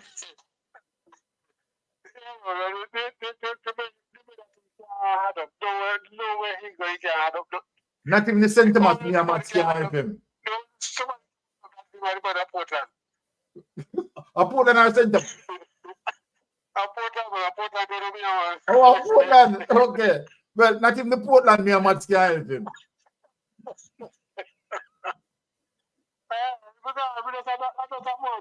All right, blessings, Urel. All right. Byron. Yes, sir. Remember this, Remember this. We need not forget to the Portland, the mayor from out of Portland. Remember a few months ago, the Prime Minister was in Reid, I believe. And a lady came up to him and said to him, boy, things hard and times hard. If him can do something about the minimum wage. And him said to her, I raised the minimum wage 100%. And the minimum wage it moved from 8,000 to 13,000. So we start laughing. 2 8 to 13. So so the maths genius here we are dealing with it. Yeah, the maths genius here we are dealing with. Look, Nigel Clarke made with the budget reset at the time in that they talk about don't trouble Juliet and I give red card algorithm. I'm giving red card and make a whole mess of the budget. Yeah. Byron. Yes, sir.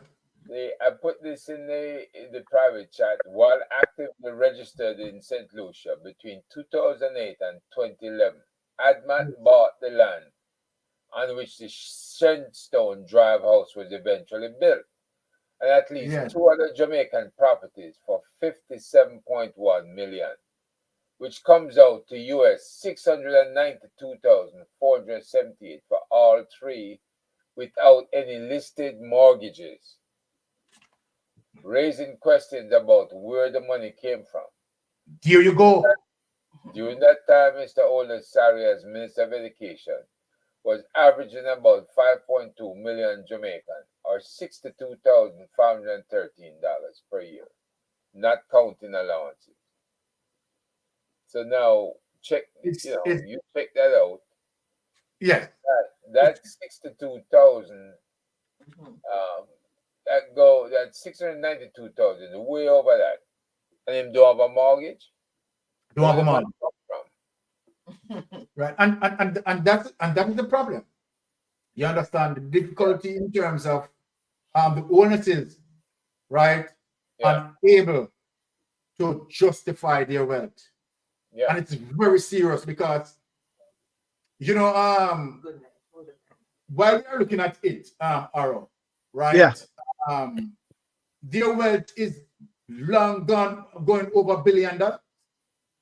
Yeah, It's not some of the information that we are receiving. Trillion, yeah, man. Right? Hold on. Yes, caller, you're on Mystic Sensation Live. Go ahead. Good night to all the great men. All right. Good night, and to the precious ladies there. Blessed sister. All right, take out no pen. Okay. Every man take out a pen. All right. It's there's a thing happening in Jamaica, don't know if you not get it. Where Matthew Samuda, aka Janko Jacket, I was one and lie about the water and do chocolate water go for me them down there. And when you take a stop, it I call alleged, I don't know what you say. Yes, alleged. That water commission lock off the valve. So the people can't get no water through them pipe. And the water divert to one hotel where I make name Princess something. Either Princess something or something Princess or Anova. Between Anova and Westmoreland. The whole of the water are going so. Yes. And in telling people them say, you would want one must retract, but it must mean say them how you see water and take out the salt, whatever. Help me, Naga University. And when you take a stop now, not go so. Amber, DJ Amber with the Irie FM. Talk about it appear like she has some family member will live down there and go to the crisis. You know, say Janko Jacket Irie FM and then take off Amber Fire Station. Wow. You know, remember when Siaga, when Barry got in the pan radio, And when the man called in, it was a request there. I said, play a music for the Prime Minister. He said, fire that must still in think a cool breeze. Remember me? No, who remember? Yeah, man, I remember that. Barry G, yes. Them Barry Gardner, my station. When I hit to Amber out of Jamaica now, and it happened to our next this jacket down the country. But I can't tell you the name of that station. Okay. That is what happened in Jamaica. So, Mr. Rattigan, we want to put that on the placard. May the 10th. People have the Mr. Loneton have a picture at the hotel and make. Mr. Loneton put up it, Andre put up it. And that I'm going to Jamaica. So no, make note of it and put that on the placard that CNN and her ABC and everybody can see that it's happening right now. No, gentle people, water is life. Imagine you're thirsty and I know what you imagine you want a shower and can't bathe. Imagine your house full of dirty clothes and you can't wash. And Jamaica, the land of food and water. Your government, where people 14 lack of the water. What next? I believe this man got come up with that thing where he called out the army. And those people who are Jamaica will not have no value, no money. He just say shoot that. Cut nothing could less. Water. You lack of people. No, gentlemen and ladies and the whole entire world looking at your government. The man who saying ban ya, grow ya, go to school ya. You have got the heart to lack of the water for your people to facilitate investor for a foreign and do the choke water give people them. What next? Somebody tell me what next, if anything cruel on this. You ever imagine you know some place, even a work, you want some water, you can't get, I don't say you don't have the water, you know, but you can't reach to it. And because you have something where you want me case done, and you feel, and you have the water, you know, but you can't reach to it, how you feel. But imagine you don't have no that thirsty. Imagine you want beard and you can't get a wash. Oh God Almighty. Imagine the baby them. And to me, I can't wear some heat, you know. Gentlemen, we don't know about Mark Golden and the PMP. Okay. Who know in waiting. But at times we go to the road, go rally out the road. Water life. You can't lack of water from people. You're cruel in wicked and papa that. In wicked and the man don't have chung chang my name don't so. Right? Into wicked man and people them Jamaican people that take it like a something. Imagine water. Oh God, people man. Water. And you can't do nothing without water. You can't cook without water. You can't bathe without water. You can't survive without water, and we have the water. You lack of the value. Private sector too, we have set a wicked National Water Commission and the whole head down. God I go reveal it. You see me, people take time export and sing water the panel.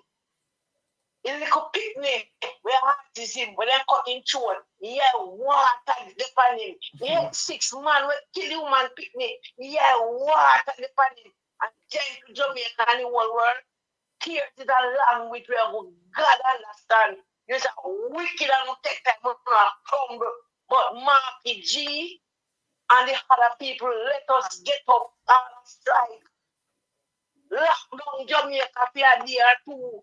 And if a week, this too much no water, the next thing them up ice in the water when they let it go. Anyway, gentlemen, me at school, you know. All right. Thank you, sisters, always powerful contribution, boy. We can just imagine the emotions, you know, there, but you know, it is what it is. A vicious government. But thank you, sister, for the contribution. Really appreciate it. But Byron. All right. Hey, Byron. Yes, Aaron. It is really sad still, you know.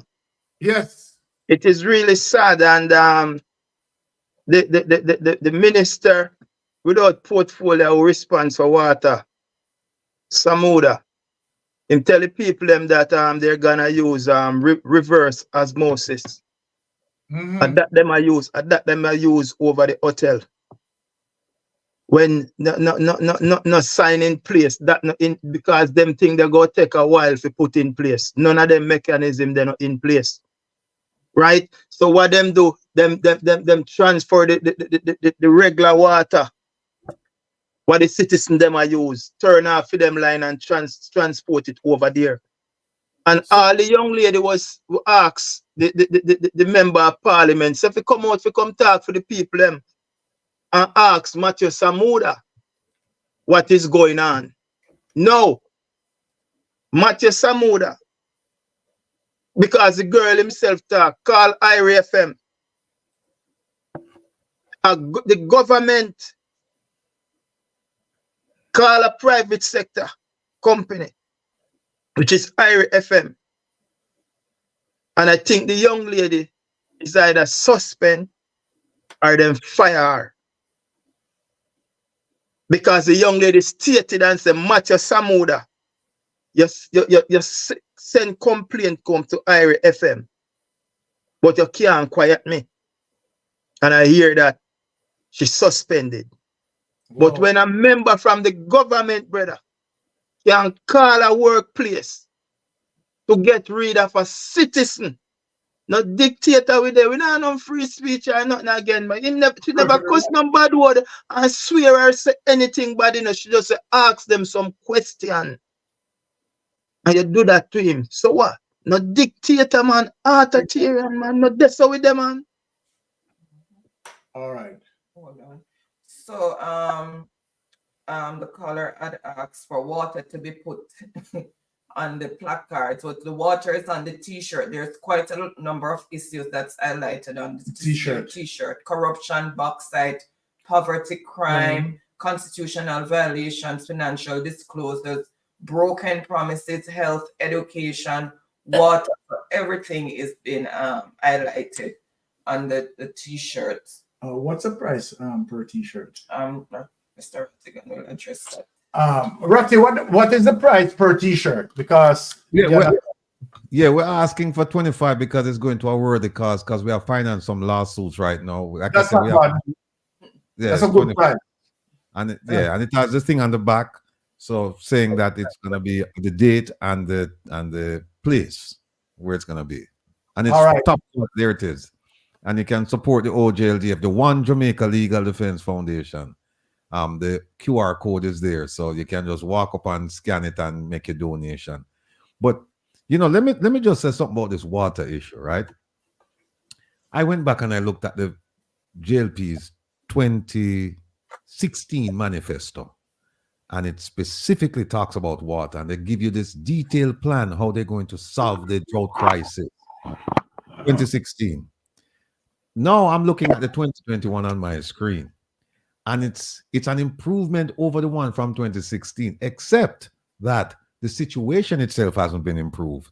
Whoa. The ideas, they have improved on the ideas. For example, did you know that Jamaica has a desalination plant where they convert brackish water, salt water, into drinking water? Okay, I never know that. Where is that? Well, Herb did the research, and Herb, they put it in it. It says right here, it says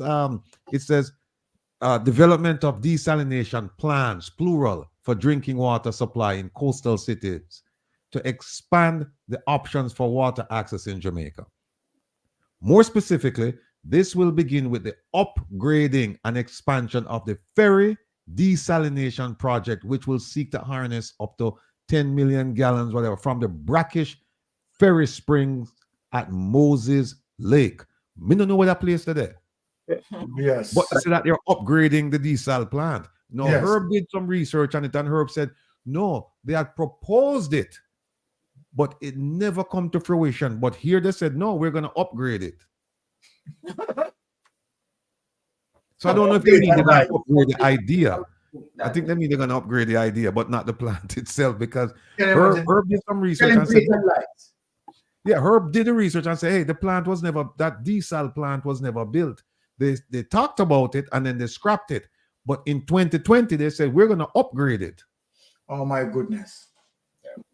They talk a good game when it comes to water. And they had all these plans for desal and, you know, they just never materialized. But, you know, this is the 21st century. And there are techniques being used in Africa where they are creating water distilleries and transporting water to different areas. And they need to study some of these things to temporarily fix the problems in districts, right? But at the same time, they do need the desal plants. I mean, the Cubans have the technology if they care to check with Cuba. Yes. Bahamas have it, yeah. Yeah. So, I mean, and maybe you could get them to help with the building at a cheaper price. Okay. Look, they said they have relations with people in the Middle East, right? I've lived in the Middle East. All over the Middle East, they have desal plants. Saudi Arabia, the Emirates, you're talking about Abu Dhabi, Dubai, Sharjah, Ras Al Khaimah, all of those places, they have desal plants where they convert seawater to drinking water, right? And if they claim they have this relationship, then how come they're not leveraging those relationships to say, build us a small one, right? Not only that, Bahamas next door, you know. Bahamas next door, I think, Lonesome did the program the other day. I think they have about 5 desal plants.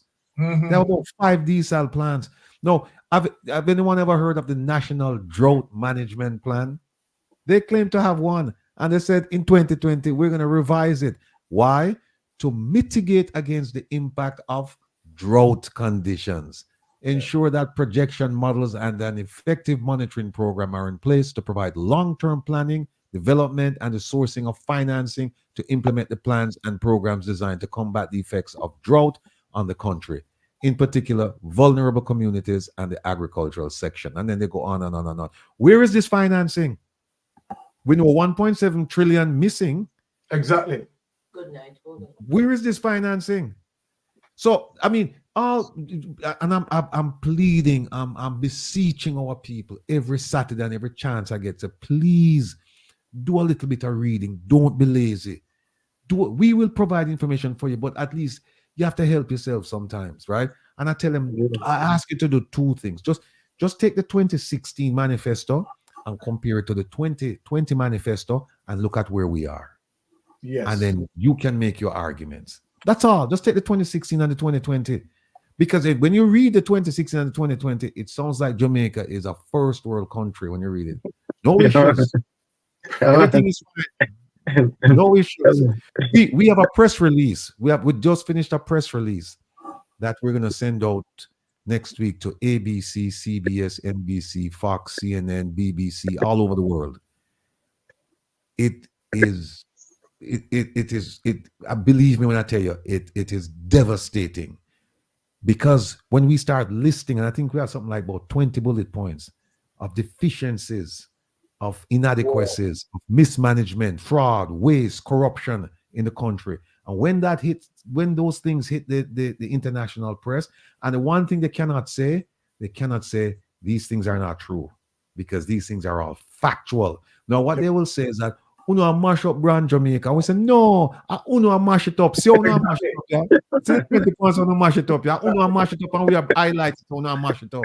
Right? That's a good so international highlight, man. That's all we are good, man. You should have thankful for that. PR government arrow. Yes, caller, you're on Mystic Sensation Live. Go ahead. Yes. Good evening, Mystic Sensation and your team panel. Yes. Bless up yourself. Good evening. You're doing a great show. I just want to back up on the lady that called about the water. Mr. Rattigan just mentioned it. But when you look at what is happening, remember, this government is really uncaring and deceptive. I mean, they demonstrate it every single time. Remember a couple of weeks ago, I could be last week, as a matter of fact, when this hullabaloo about drought and water shortage and the water tanks came in the picture, and people were getting 5 tanks, and everybody was jostling for tanks to get water. And the lady spoke about the cesspool empty as a turn, water trucks, and nobody's monitoring it, save and except Ministry of Health put out a notice to persons who will be getting the water from the trucks, to examine the trucks to see if everything is all right, to ensure that the truck is in good condition. I mean, they don't ask the police to provide certificates to these people who are selling water, but they're leaving it up to the citizen to examine trucks. But the problem that I have, this is a load of deception, because we heard they were talking about drought and the water trucks and the tanks. And now we are seeing the real reason behind it. It is because they are building this hotel, they turn off the valve from the citizenry and redirecting it to the hotels. So they themselves create something that was not there. But to just see why it has happened. No, how can a country really continue to support a government like this, who displays scant regards for the citizens? I don't know. And I'm just asking you and your panelists, people like Aromatic Herb, Sir Rattigan, and Tara, to keep driving home these points for the Jamaican citizenry. Because, it's just a crying shame to say that the government, their face, exactly. They doesn't credit the system with any common sense. They tell us any old thing. It doesn't matter. We can't think for ourselves and see what is going on. Exactly. Well, we saw that there wasn't really any drought or water shortage. But they told us that. But now we see the real reason. Exactly. So they're full of deception, sir. Honestly. All right. And you saying that, let me just ask you a question. As you contribute to the One Jamaica Legal Defense Foundation? Not yet, but I will be. Okay, and I want you to encourage other persons, right, to do it, because this is why it is existed. It has been existed as a result of, dealing with checks and balance.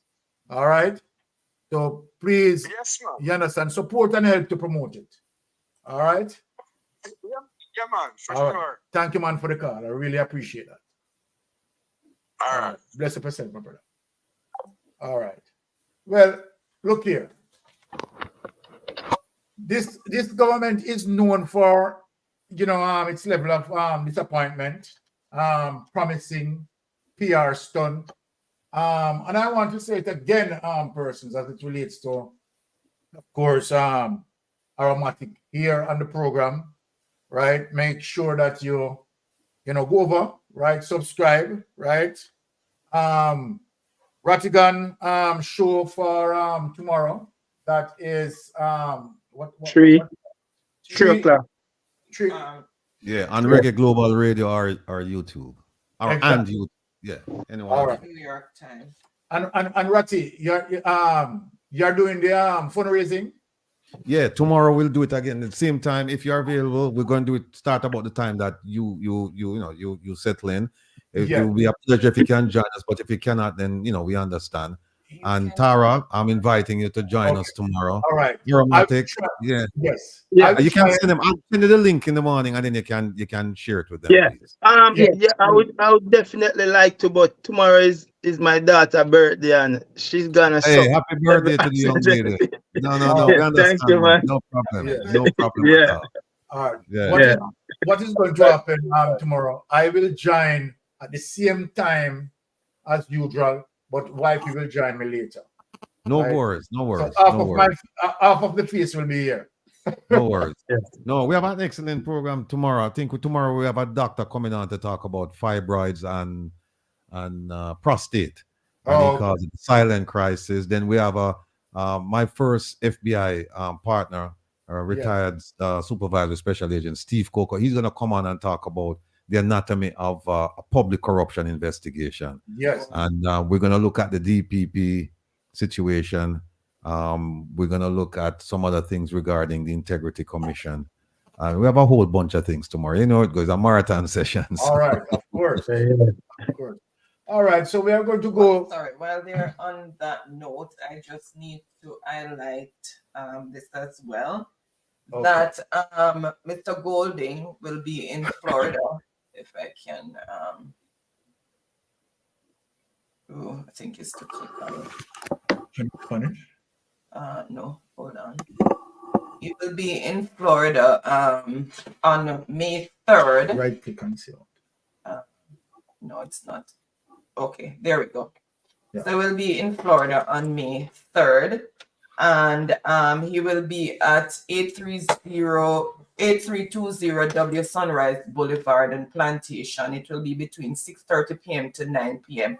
So everyone who's in the diaspora who can make it, because you can ask questions as to what his plan is for his administration, and also what his plans are for the people of Jamaica, and also for the diaspora when he becomes the Prime Minister of Jamaica. Can ask about,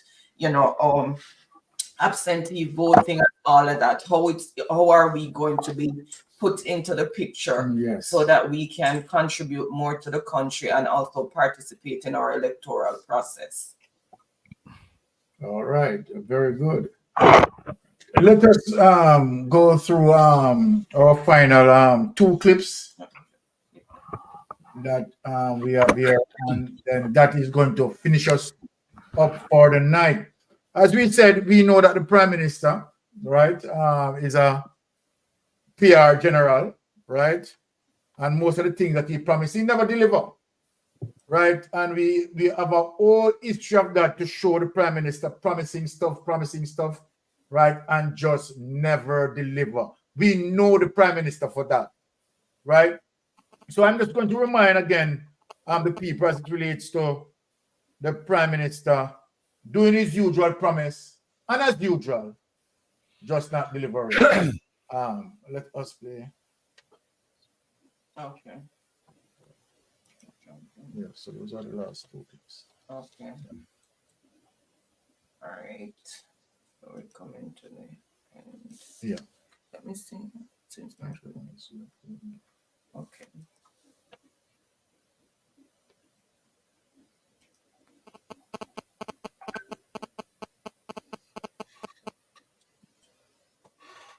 Yeah. This one. Yeah. Okay.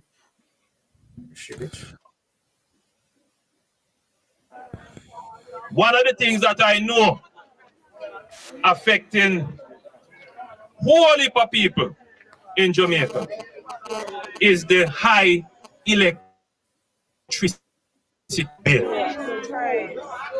When the PMP come into power, them say them going to bring down electricity costs. What has happened since? Electricity costs keep rising. They promise that by 2016, they would have made the JPS more efficient with more efficient plants. That's not going to happen till another 2 years. And before you know it, it will be another 3 or 4 years before them actually do it. The Labour Party will make sure that we put in place more efficient electricity generated plants to bring down the cost of electricity to you. I don't like to make promise. I make commitment. And under the Labour Party government, we are going to ensure that we bring to this country the big power plants. We are going to ensure that we bring to this country the big energy companies that can to build the plants to give you cheaper and better electricity. And forget within 100 days. Let us. I don't make promise, I make commitment, brother. All right. Let us brought forward to recently. Okay. So that was 2015. And he came in power 2016 until now. And let us brought forward to now and see Mr. Promiser, see how well he delivered.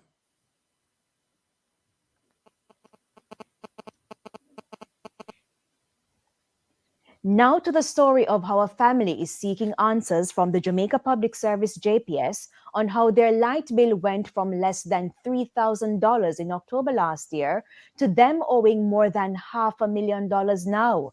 This amid several complaints by JPS customers of exorbitant electricity bills. Giovanni Dennis explains. Truckstar Asafa Powell complaining of a $20,000 increase on his JPS bill. It was similar to this post by Attorney General Marlene Malahoo Fort complaining of a huge increase in her electricity bill. She did not provide specifics. The JPS's official Twitter account responded to say they are investigating. But while that response was swift, a Kingston family has been seeking answers for nearly 6 months. They are afraid to speak publicly, but shared bills from October 2019 to present. This is a copy of their bill in October, $2,607. November, $2,450. December, $80,629. When they queried, they were told to pay the usual charges and the JPS will investigate. January 2020, $54,400. February, $105,679. March, $63,023. April, $77,440. And the bill May to June, $54,093. The total since the December bill, just under $530,000. A family member, Mahala Ricketts, has made several attempts to get answers from the JPS via Twitter and the online chat. Still, little help. The family has gone in branch and the electricity disconnected at one point. It has been reconnected, but the spike remains. Answers are not forthcoming. Winsome Callum is Director of Corporate Communications at JPS.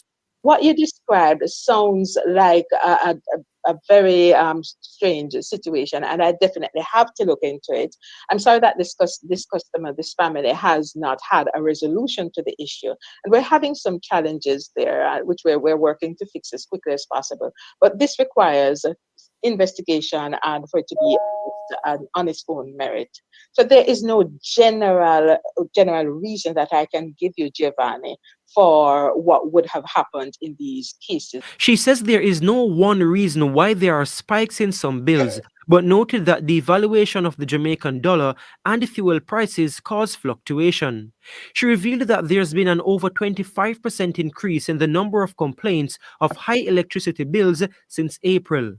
But what about concerns of delays in responding to customer complaints? She conceded there are setbacks. We are having some delays in just addressing the customer's concerns one by one. So you may have an extended delay getting to the customer they might write in. And instead of the usual 7 days of for a response, they may have an extended period. And this is due to the volume of concerns that we're facing right now. And we've ramped up our response team, but there's still some delays. An online petition on change.org titled Jamaicans Against Exorbitant JPS Bills has more than 42,000 signatures. In the meantime, the Office of Utilities Regulation, OUR, is now investigating the recent complaints.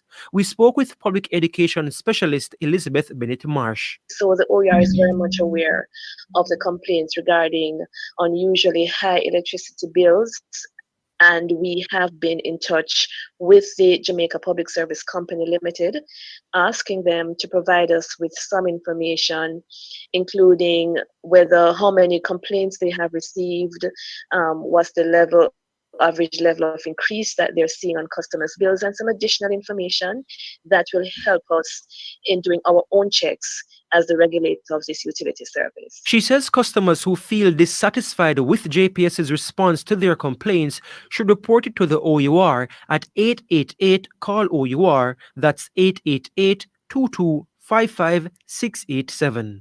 Giovanni Dennis, TVJ News. Recordings just got better. Okay, so hey, it's Dana from StreamYard. It's actually my final clip. And so, people, I'm just reminding you that Andrew Holness doesn't make promise. He made commitment.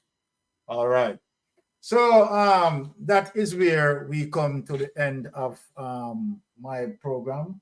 And, for going out, right, let us just go through the panel and speak for the last words to go. Let us start with the Tara just went off. Drop off like that. Okay, all right.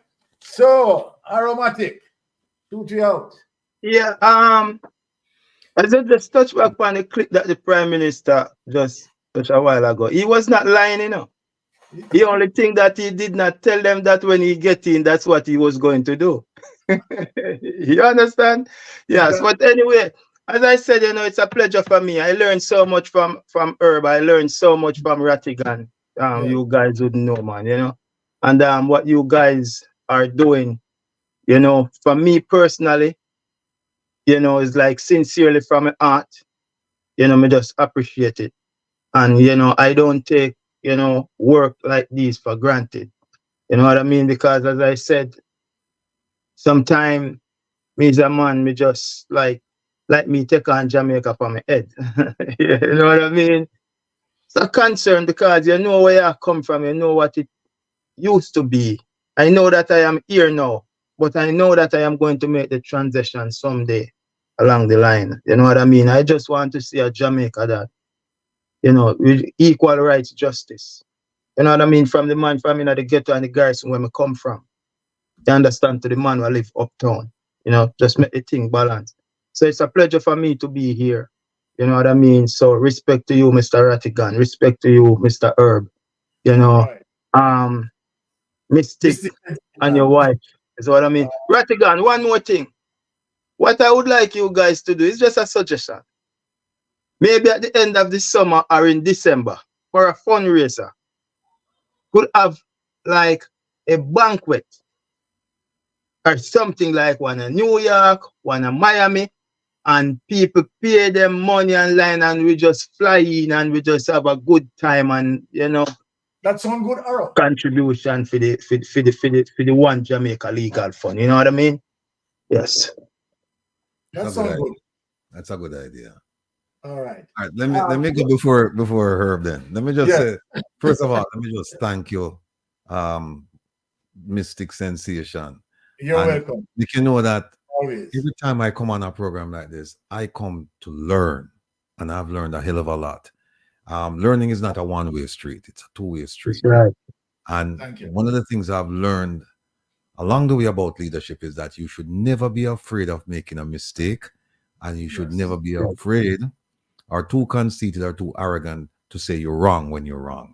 And that is a trait that's sorely lacking in our leaders in Jamaica, where for all the mistakes they've made, I've yet to hear the Prime Minister come out and say, you know what? That was a stupid plan. I made a mistake. I'm gonna. No, you don't hear that. And to me, it tells me that he's not a leader.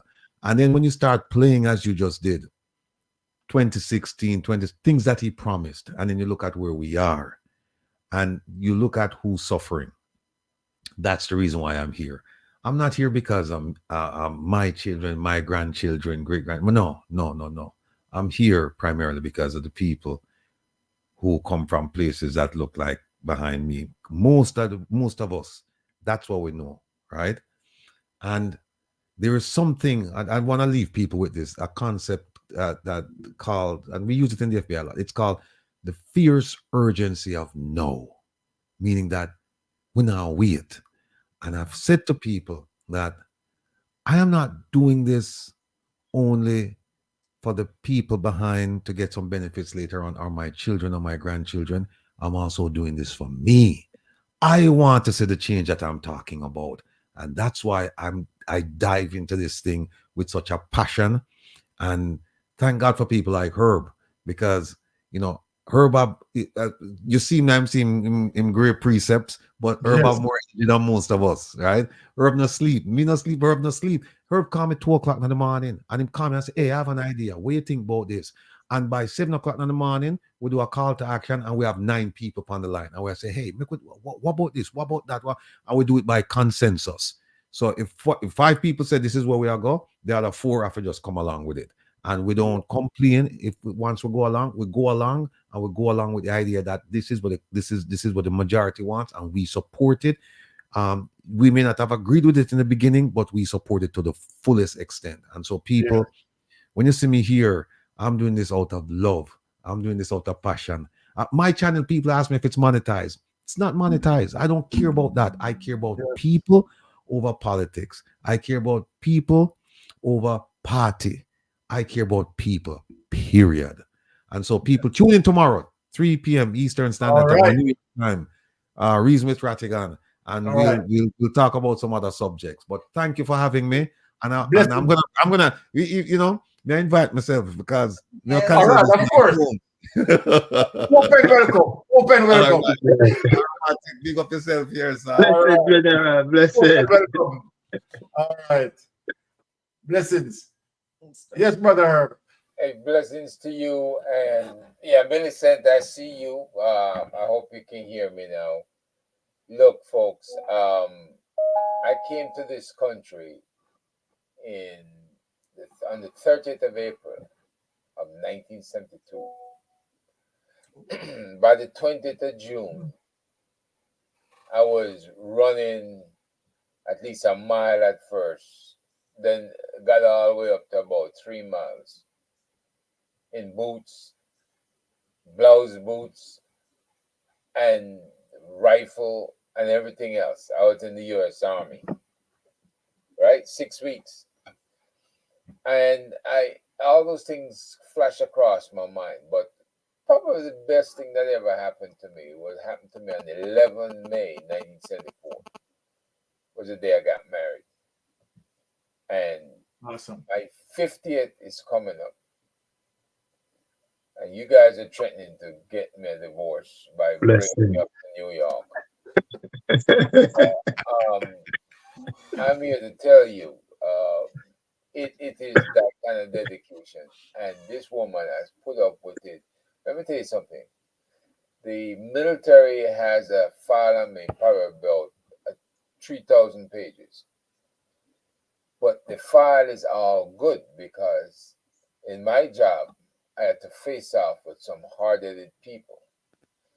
And when they didn't listen, they got investigated because it means they weren't doing anything in the best interest of soldiers.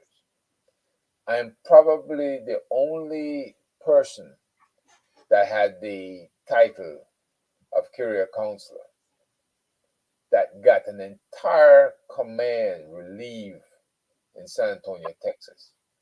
The 3-star and both is 2 stars. And about 3 dozen people, they got wiped out. And I did it again when I came here to Washington, right? Because I don't like the BS. I don't like when people who are in charge make promises or they put promises in writing and they break them. And then people suffer, right?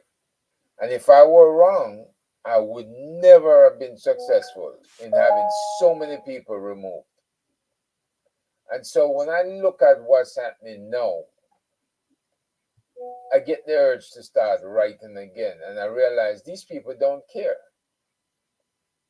But the thing is, here and in Canada and the UK, where the crown is still at the top, I urge people to write directly to King Charles and let him know that he needs to put a better rein on his governor generals and take away the damn rubber stamp, because there's too much rubber stamping going on when the governments are not doing justice for the people. There should be no way this woman, who really has no status right now, she was cut loose by the court. She's not DPP. She's got no time that she can extend. And you have an attorney general and a minister of justice that are totally outlawed that's doing this. And Jamaicans sit back and say they're going to wait. Wait on what? Y'all should be out there protesting. Y'all should be out there banging on the Ministry of Justice every single day and telling them it is wrong. She needs to move on. You need to cut your losses. Whoever she's holding some secrets for, let her talk. Right? We're tired of the secrets anyway. Right? But it is high time that something positive happens for the country. We're tired of hearing these negatives. And we're tired of hearing this cover-up. It needs to stop. And we need some leadership. We need some people to demonstrate by their actions the love of our country, God, and the people. You have no calling to be bowing down to no individual, right? These individuals are not gods, and they're not taking care of you. And they're acting towards the population with indifference. And that has to stop. You know? But I appreciate it, Mystic. Yes. Anne-Marie, you know, all right. Byron and Marie. Yeah. All right. And I welcome the opportunity to have been here, shared the space with Aromatic, the other esteemed guests, and of course, right. Right. Pleasure for me, man. Thank you. But And you all have a congratulations great weekend. And we congratulations on your 50th coming up. All right. And I want to say, you know, big thanks, right, to the panel. Remember now, Herb and Ratty, remember, open investigation, open welcome. Yes. Open investigation. Yeah, I'll go with that too. No, open welcome. Right, open welcome. You just put it around, come in. All right, Aromatic is the lieutenant, right, on Friday. You understand? Yes, Aromatic right. and myself, you out, right? So, Right. we want to say a big thanks. Wonderful. Always be a good thing, right, into the company of, you understand, critical thinkers here. But most important, I want to go by saying this. When it comes to reason with Rattigan program, and I have no hesitation in saying it because it is the truth, right? Where you have a program that seek in terms of dealing with solution, not only just come in and just we speak and and speak and speak and speak, and then you don't have a form of resolution, right? Here you have Rattigan program that combines with resolution, right? Combines with education, right? And all of that we are getting, you understand, giving us a direction to say, okay, all right, we can utilize that as a result of his experience and his strength, right? And so then what we need to do, right, is to just galvanize, right? And, I find it, Jamaica, we are in a serious crisis. We are in a juncture where it is very serious, and people ought to realize that. And so then when we have someone who can come and give us hope, a Moses-like, a Joshua-like, right? Somebody who can say, well, okay, regardless, yes, we see the vision out there. We see all the persons coming together, all the persons who are putting their input. But let us look at this. Here is a solution. Here is the One Jamaica Legal Defense Foundation. This is what we are going to do, right, in terms of holding government accountable. A checks and balance that will be permanently served, sorry. You understand? To make sure it be the back of justice, right? We all need to galvanize around it. One voice when it comes to One Jamaica. It's it. One voice. One voice. All right. Once again, I really appreciate, right, the company of Herb, the company of Ratty, the company of Oro, the company of Tara, right, and the company of Maria. She was in a little bit, but we understand how it goes, right? Right. I want to say a big thanks. Once again. Right. Thank you. Blessed weekend, gentlemen. All right. Just remember. You guys, I haven't forgot you folks. Thanks, read your comments. That is great. All right. So guys, just remember to support Daisy Magazine. Yes. So this is the subscription fees that's available. She has some good contents over there that you can get informed as well. So please remember to support Daisy Magazine. All right. It's one of us. One voice, one mission in it. So we're here. All right. So and gentlemen. Blessings. All right. Yes. Thank you. All right. Wonderful rest of the weekend. All right. And for Jeopardy, right? Unfortunately, tonight we have to sort of put down Jeopardy because the reason of tiredness. We are extremely tired, and we honestly can't really push through anymore. Right. Wifey will be getting to work early in the morning, myself as well. We work today. And we work today. So we are just extremely tired. I haven't even eaten yet. Yes, but anyway, you don't know if we miss a Jeopardy the following week, it is not going to be missed. I want to say a big thanks for persons who always support us and continue to support us, right? And we really appreciate of you all, right? And we are fighting together to make sure we have a better Jamaica. We really love you. Once again, big up on yourself and have a wonderful weekend. Okay, and safe travel on the gravel until Tuesday.